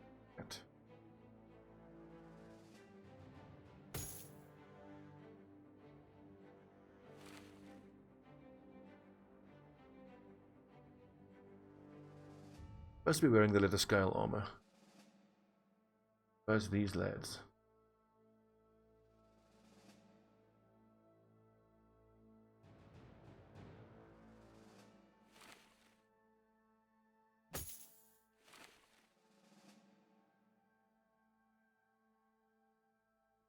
Where are we going? Return the merchant to Gersted. Stop in at Gronenfest. Sell some of the stuff we've picked up.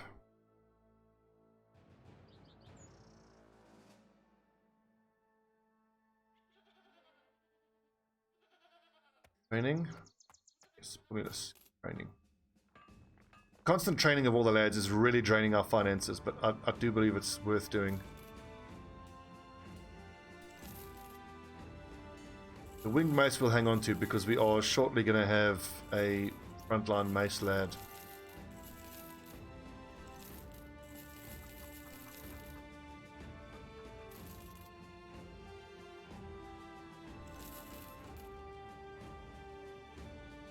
We need ourselves a taxidermist here, don't we?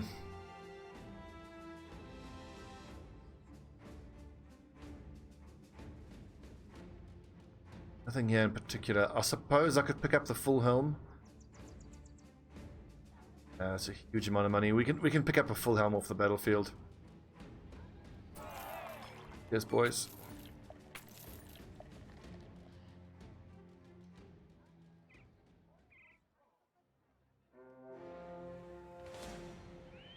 Barbarian chosen, not worth fighting. Reavers chosen. I'm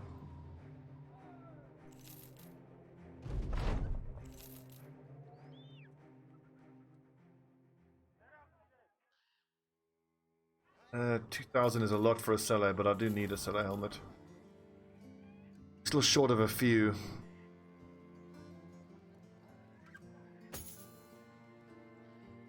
How many cellars do we still need? We still need 1 and 2 more for the polearm lads. Here's one. I'll fix this.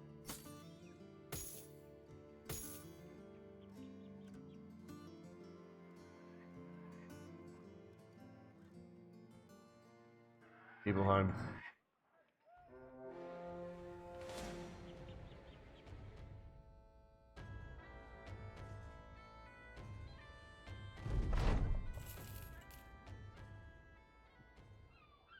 What is this? Escort to Bockhorn. This is perfect. I want to get back to the south.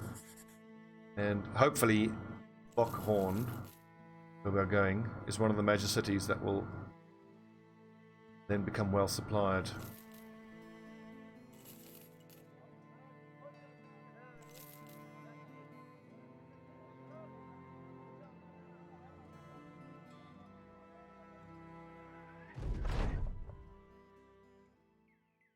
Help you get your cars on the road, gain bread.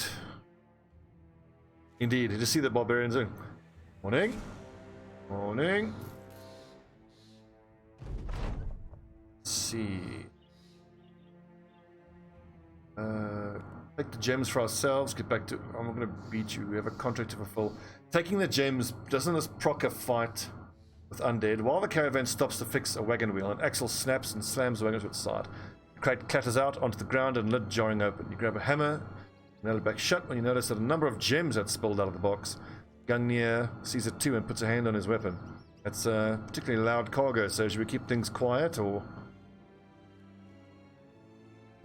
take the gems for ourselves? No. We'd have to then fight the... Well, the people on the caravan would be easy enough to fight. That'll piss off this house, and I don't know. I want to complete this. Please don't fight us, goblins. Goblin scum. Ambushers are super annoying. Looks like they're going to try to fight us.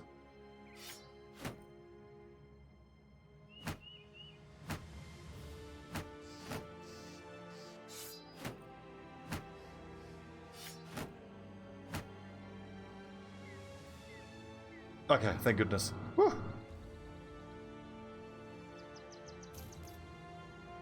One of the undead fights. Okay, so that then procs what, a bunch of necrosavants, I would imagine. We probably could have taken them. I'm such a goody two shoes. I really don't like pissing off my employers.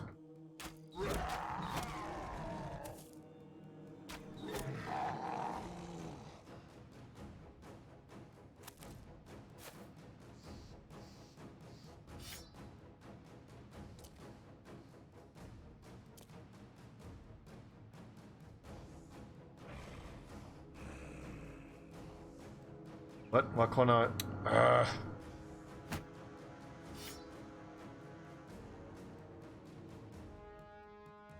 Just steal the gems and fail the mission in that one.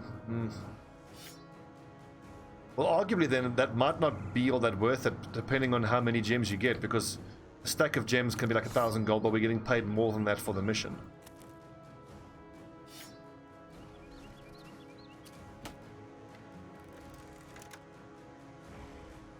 Oh yeah, it can be worth it early.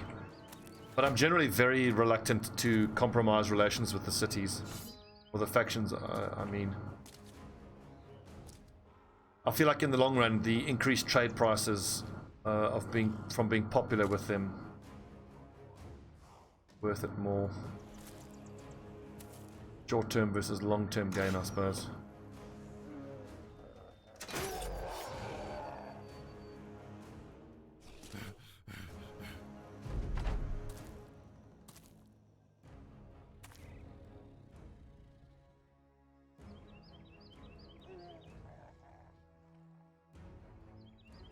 Absolutely, you're running a business. young aren't the concern here.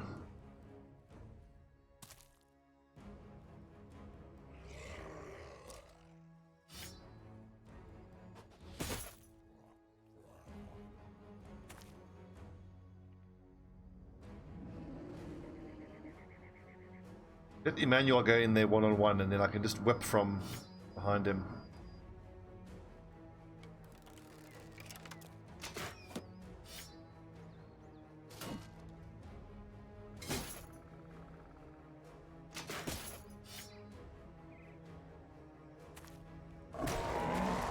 Ah, I didn't use Indom there, damn it. Ah! Shields!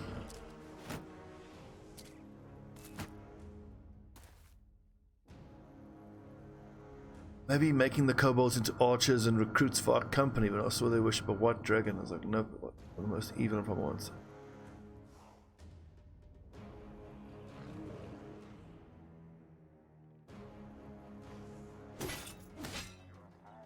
Oh, I should have used Indom there. I'll start focusing. I shouldn't read chat. Get wrecked. Headshot's actually unfortunate there. I didn't want the headshot.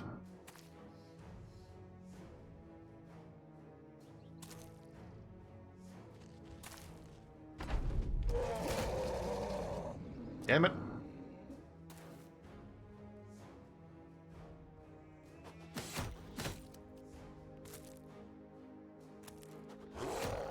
Head killed.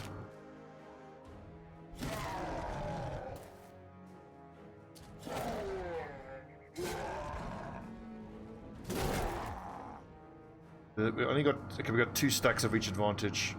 49 melee defense is pretty damn good. And Indom. Sweet. And that execute really broke their morale nicely.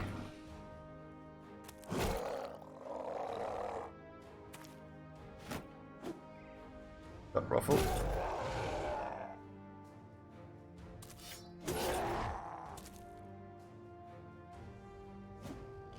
Vera, how are you, mate? How are you? Actually, what time is it? I need to take a quick lunch break soon. Lost one.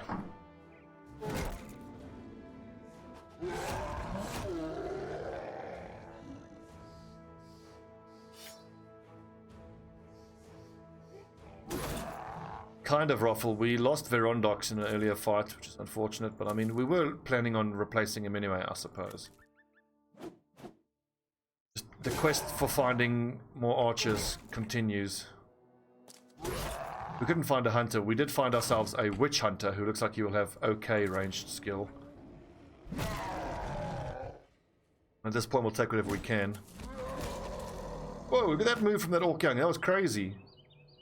Landed the knockback and then the leap up at disadvantage.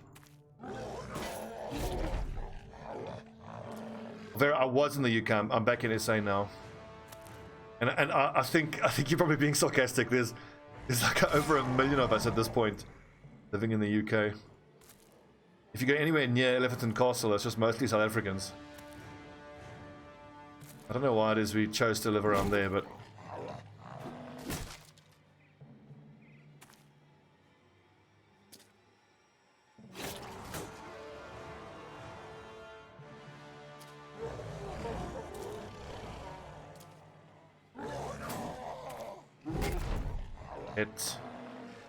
Ruffle, what do you mean FFZ emotes? I only have the 2 emotes. I've got the brain dead emote and I've only got the brain dead emote. Brain damage emote. That's the only one I've unlocked. I mean, I only have like 17 subscribers, so that's the only one we got. The other one I want is the it's just a flesh wound emote, which is the Black Knight with his arm off. I don't know what that is, BTTV. I don't know what that is.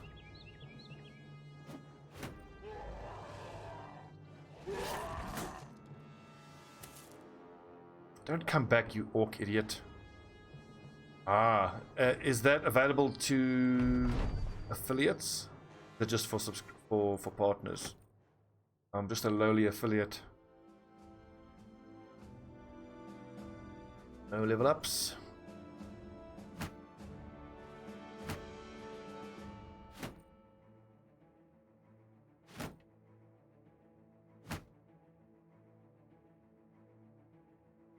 For everyone. Okay. Don't know why it's not working then. Twitch being Twitch, I suppose.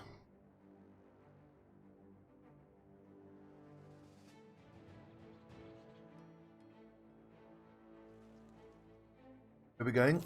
Bockhorn. Unfortunately, it doesn't have an armorer. Hoping for.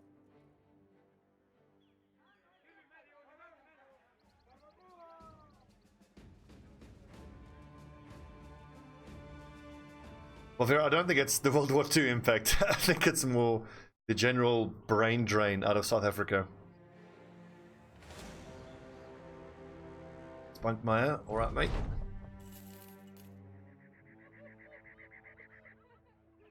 Need to unload it on my own. Okay, hang on, I'll make a note. Download BTTV.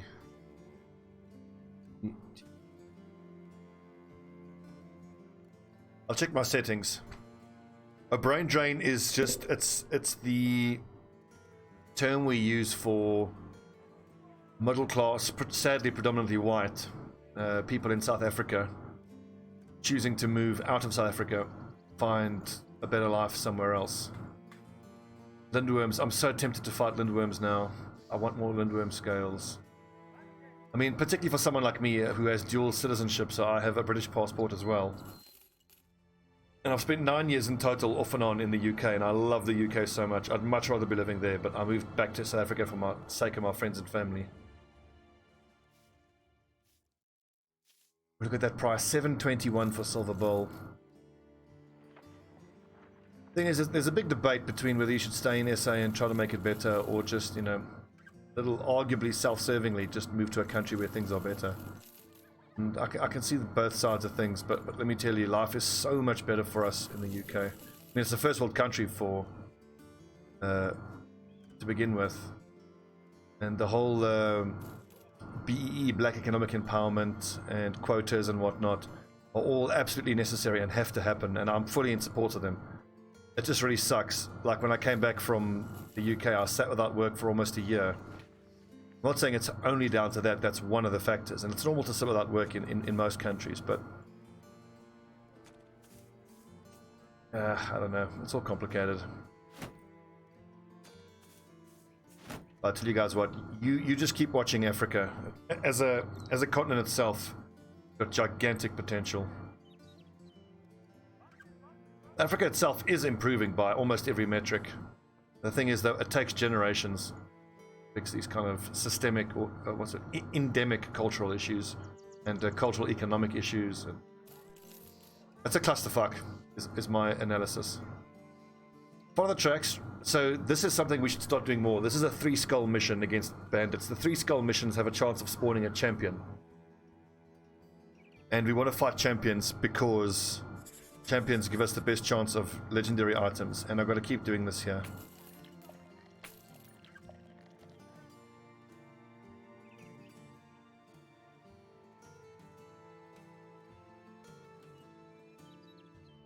Follow the tracks northwest. There we go, that's exactly what I'm talking about. The Slayer, that's a champion. He's got a legendary item on him. Oh god, Brazil has issues, eh? Whoa, man, it's so dangerous there.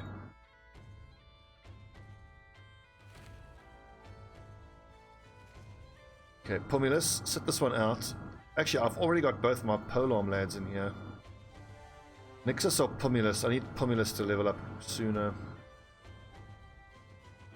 Well, look, the UK is having its issues, don't get me wrong, but the UK is still a wonderful place to live, and I think that all of the fear-mongering and catastrophizing about Brexit is largely overblown. I mean, the sterling is likely to take a little bit of a hit in the short term, but ultimately it's still going to remain strong.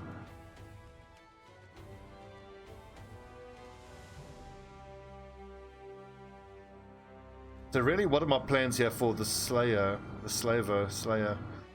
Just got to keep disarming him and throwing nets on him. Thieves are quite human, a simple crew of vagabonds.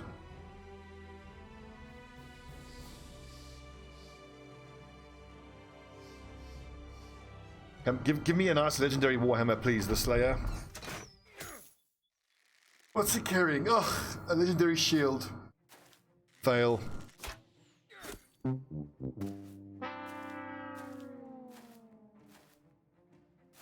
I enjoy Bojo because of what a caricature he is, but I saw a very interesting, I forget if it was a news piece or something, where they made the argument that his tomfoolery and his acting like an idiot, the main thing is that it is an act, and it's a very, very carefully constructed act.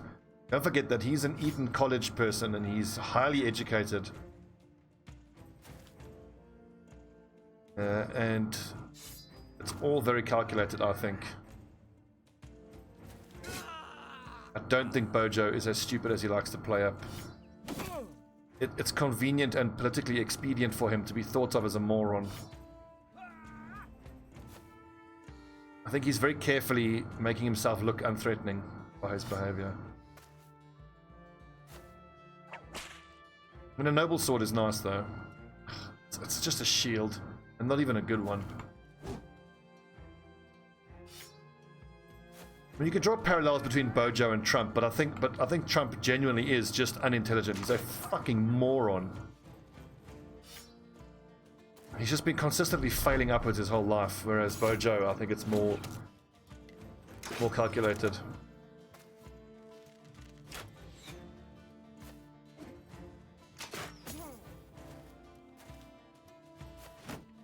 Why is someone called the Slayer just have a fancy shield?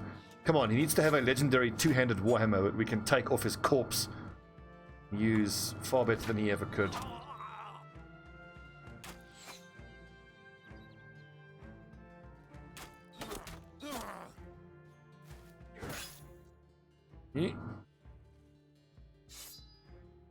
Well, MK doesn't actually have a shield here, so I've got to be super careful. But I mean, I'm going to bet on keeping him disarmed. And if I just land a few stabs, he will panic very quickly.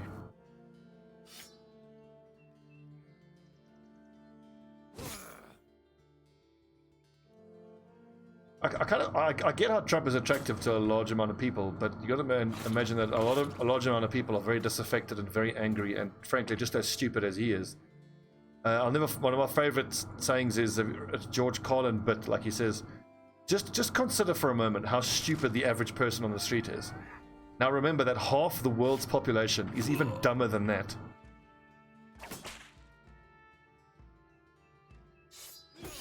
Kill.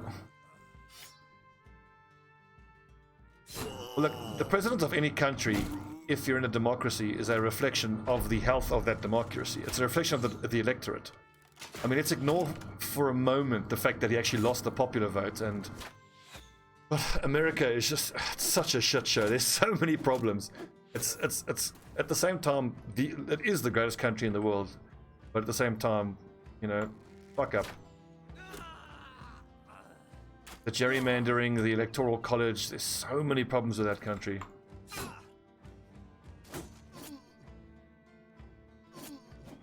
I mean, I wouldn't want to live in the US. It's just, it seems like, did he just use Indom? He did. Okay, we just ignore him then for this turn. The sign of our disillusioned population. Yep. Discontent with the system has made. Yep. Well, I had a very uncomfortable conversation with a friend of mine, and she's a staunch feminist, and I consider myself a feminist, but not like a, you know, I'm not a feminist to the exclusion of logic and reasonableness, which is, I'm sorry to say, a mark of far too many modern feminists. That it's feminism first, logic, reason, and fact second. But I was trying to explain to her, she couldn't wrap her head around why some people don't like Hillary Clinton as a candidate. And like, Hillary she's an accomplished diplomat and she's a very skilled politician, but you have to understand that politics is, for better or worse, a bit of a popularity contest, and she's a terrible candidate. She has this fake rictus smile. She's so unrelatable. She's a political wind vane. People forget too quickly. She was against gay marriage until as late as 2009, which I think is appalling.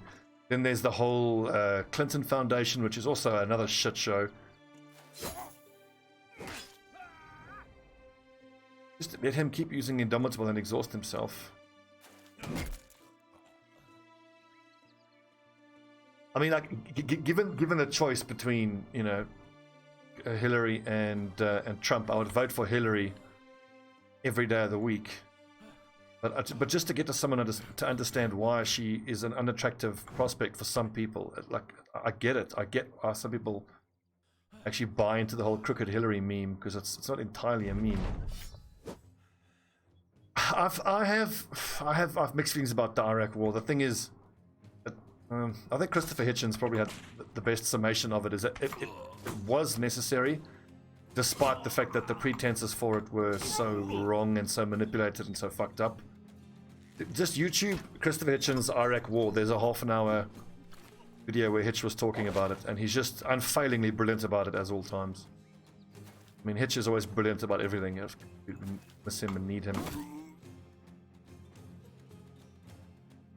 But the thing is, though, it is a no-win situation, but you can't just leave a unstable area like that. Intervention, I think, is needed, but it's just a question of what type of intervention and under what circumstances. Let me tell you, a friend of mine is in the Royal Marines, and he can tell you some stories about the security briefings that a lot of these world leaders are privy to. Like, if we knew what was going on and what plots were being foiled and how bad it is, it would change the tune of a lot of people. But you can't release that kind of information because of all the negative effects it would have. I mean, it's hard because the Middle East is undergoing its reformation that, you know, the Western world underwent already a few hundred years ago, and things are getting so much better in the Middle East so quickly, but it's still it's another clusterfuck. The whole world's a clusterfuck.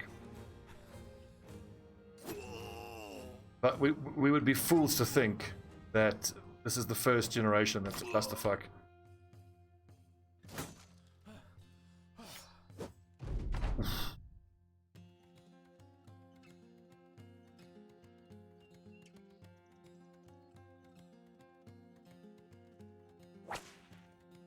Well, the thing is, I'm the last person who would consider himself a George W. Bush fan, but I mean, he at least, I mean, look, he was a fucking bumpkin, but at least he had the wherewithal to understand that he's got to defer to his advisors on a bunch of things. And the whole line about we're fighting them there, so we don't have to fight them here, is actually solid. I mean, in a perfect world, you wouldn't have to fight them. In a perfect world, the whole world would realize we're a global. There shouldn't be an us and them. The whole us and them thinking, whether it's tribalism in a regional sense or even tribalism in a global, like the whole idea of countries is kind of stupid to me. Like, I mean, I realized this when I was watching. I always loved sci-fi, and I remember watching an episode of Star Trek and thinking like, well, so much of how I view the world is through the lens of how do we get humanity there? How do we get to to borrow Sam Harris's phrase, a stable, thriving global economy? How do you get to that? What moves do you make on a global stage to get us there? And the whole political polarization and us and them thinking and religiosity and non-secularism and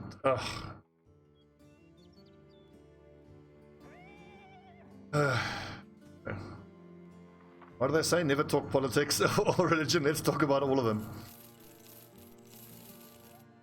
Noble sword we don't need. This is all good money. Let's get those numbers nice and high. I'm gonna hang on to this heavy armor though.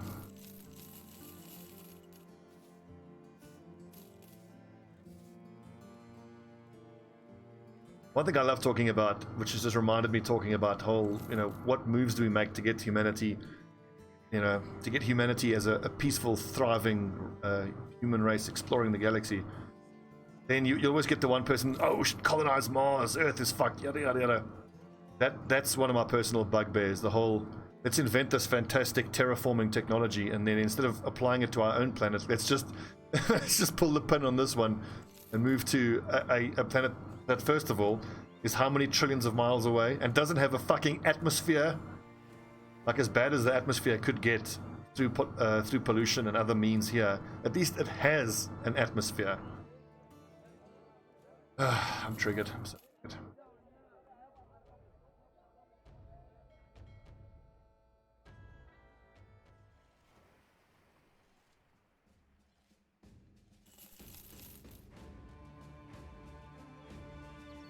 I could buy the scale armor, but let's just keep inflating our money and keep hitting the 2 cities that have hunters cabins, and just have to keep on hoping we can get ourselves hunters. Yeah, breathing is kind of high on my list of things I want to do. I'm funny like that. I know I don't want to be divisive here, but you know, the whole having an atmosphere thing. Maybe it's my white privilege, but you know. I thank the gods. My prayers have been answered. Come, my grandpa has fallen. I think we have a strong guy who can maybe help. Oh, never mind. He just drowned. I saw something very interesting. I forget where it was. It was a YouTube video where it was explaining how, like, putting the vastness of space into perspective. Like, it was showing that what SETI is doing, and it showed like a zoomed, like our galaxy, further galaxies, other galaxies, and then it was. They made the argument that all the human detectable, the signs of detectable human life, which is radio waves, all other sorts of waves, and it showed it like it hasn't even gotten out of our solar system or out of our galaxy. And then it was like the chances that there's intelligent life in our galaxy is this small, so it's outside of galaxies, and it's like anything that we have made that could be detected by an intelligent race, as in the great, like here's the local cluster of galaxies, here's our galaxy, then just a ring around that is how far everything we've made that is detectable by other alien races. The chances that there are alien races who might be able to detect anything we've put out is infinitesimally small. So until faster than light travel becomes a possibility, it's far more likely that 2 hyper-advanced civilizations will either blunder into each other, or one will be able to move far enough, colonize, move far, and then that way, it's fascinating. I love talking about that stuff. Oh yeah, and then there's the whole argument of how an alien race will subjugate humanity. It's just so dumb. I mean, they would be in all respects gods in comparison to humans. There's nothing we could offer them that they would want.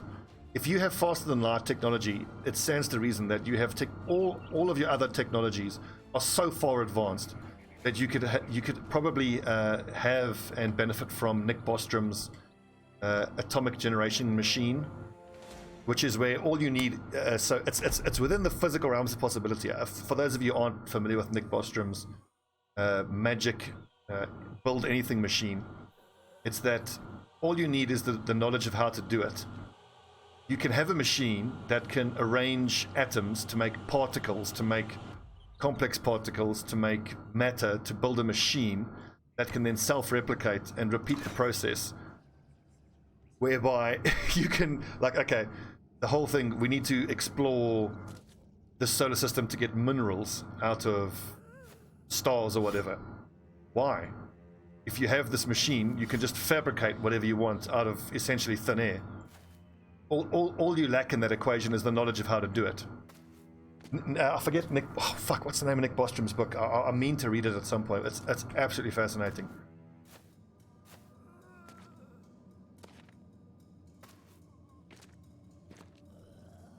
We could be a science experiment by other aliens. But the thing is, there's a phrase again, like Sam Harris, my favorite thinker. I love how he goes, yes, it's possible, but there is no reason to believe, or there's no reasonable evidence to believe that is the case. Like, as a science-minded person, you should be in the mode of saying, okay, it's fun to think that might be the case, but is there any reason to think that it's likely that is the case?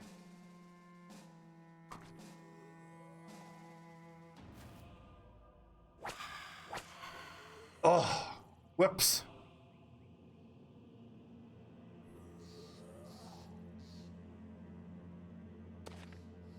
Well, the whole aliens thing is interesting because if let's okay, well, the following thought experiment has a few flaws in that it assumes that any alien race would have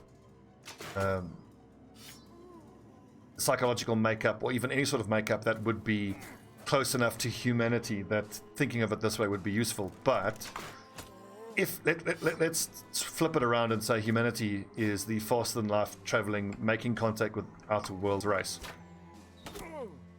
and you come across a race of aliens that are where humanity is now, knowing all of the tribalism and insanity and stupidity of how humans behave, how would you best go about making contact? That's how much to think about. Lost my train of thought.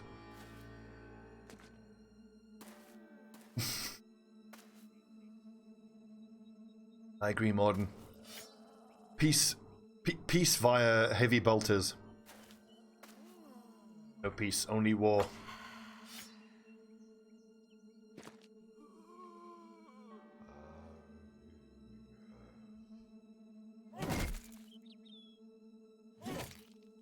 But yeah, if you were a hyper-advanced civilization making contact with humanity, you would have a whole bunch of signs. Like early on, honestly, you would contact SETI, because SETI is, you know, the intergovernmental. I think it's not America; it's intergovernmental body set up for exactly that purpose. And then there would be so many people who don't believe it, and then you'd have whole protocols set up to make humanity understand you are actually aliens, but you wouldn't have any actual.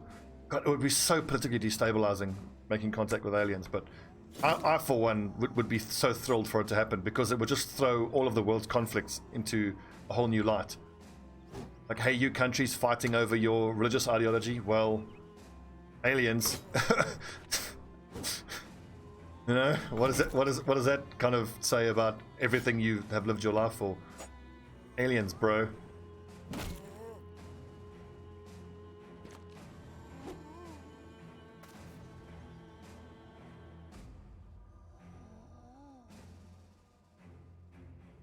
They would offer us. Why would they do that? Hang on, talking about simply not at all. Why bother? Yeah. Well, the thing is, again, this argument has the assumption that ethics, as we understand it, has any sort of touch point with that sort of civilization. But think of the Prime Directive in Star Trek, which is that the Prime Directive is to not bring harm to any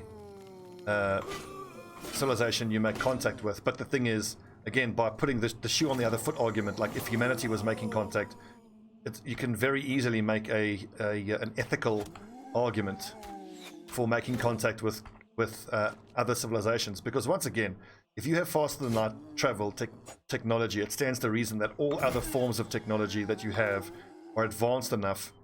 Medicine, social engineering, all sorts of stuff like that. All other technologies that go towards making societies happier and peaceful and better would raise along with them. And this is another thing that Nick Bostrom argues about. Like, it's given how conflict works, it's any civilization that is that advanced to be able to have faster than light travel is by logical necessity going to be a peaceful one, because anyone that's not peaceful will destroy itself in either permanently or in a up and down cycle where it will never get advanced enough to be able to get that far. Like, the whole Klingon thing is interesting to think about, and it makes for good storytelling, but any society that lives itself like that would just destroy itself.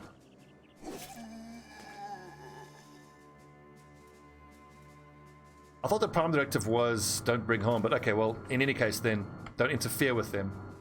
Well, I would be against the Prime Directive, because think of it in a more earthbound sort of sense.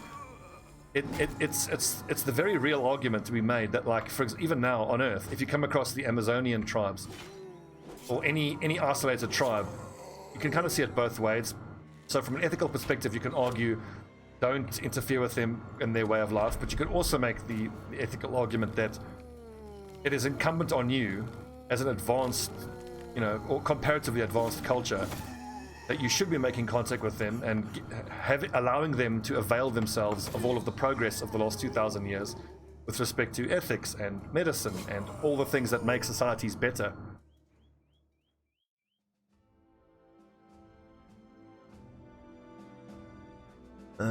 So we're doomed? No.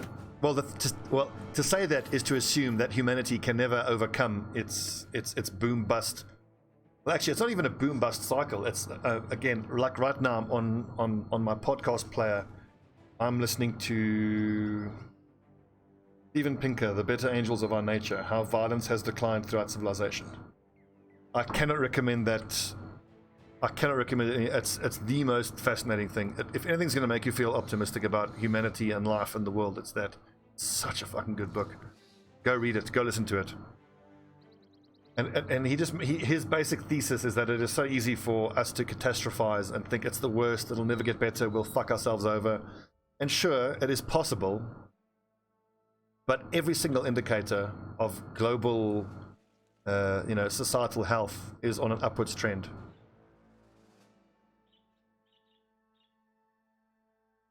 If you just look at the numbers of the amount of people dying to violent crime over the years, it's just consistently going down and down and down and down and down.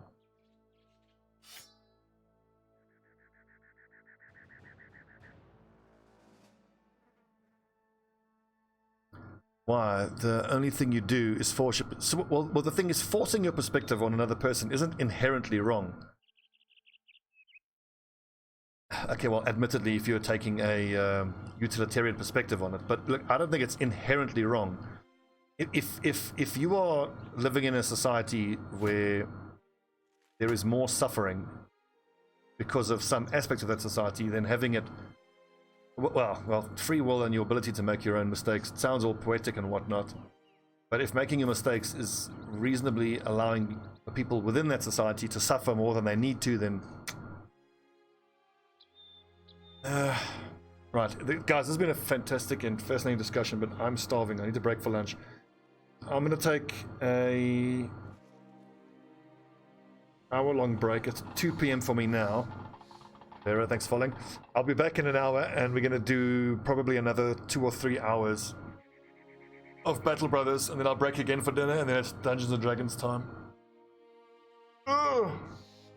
Thanks, guys. See you in a bit.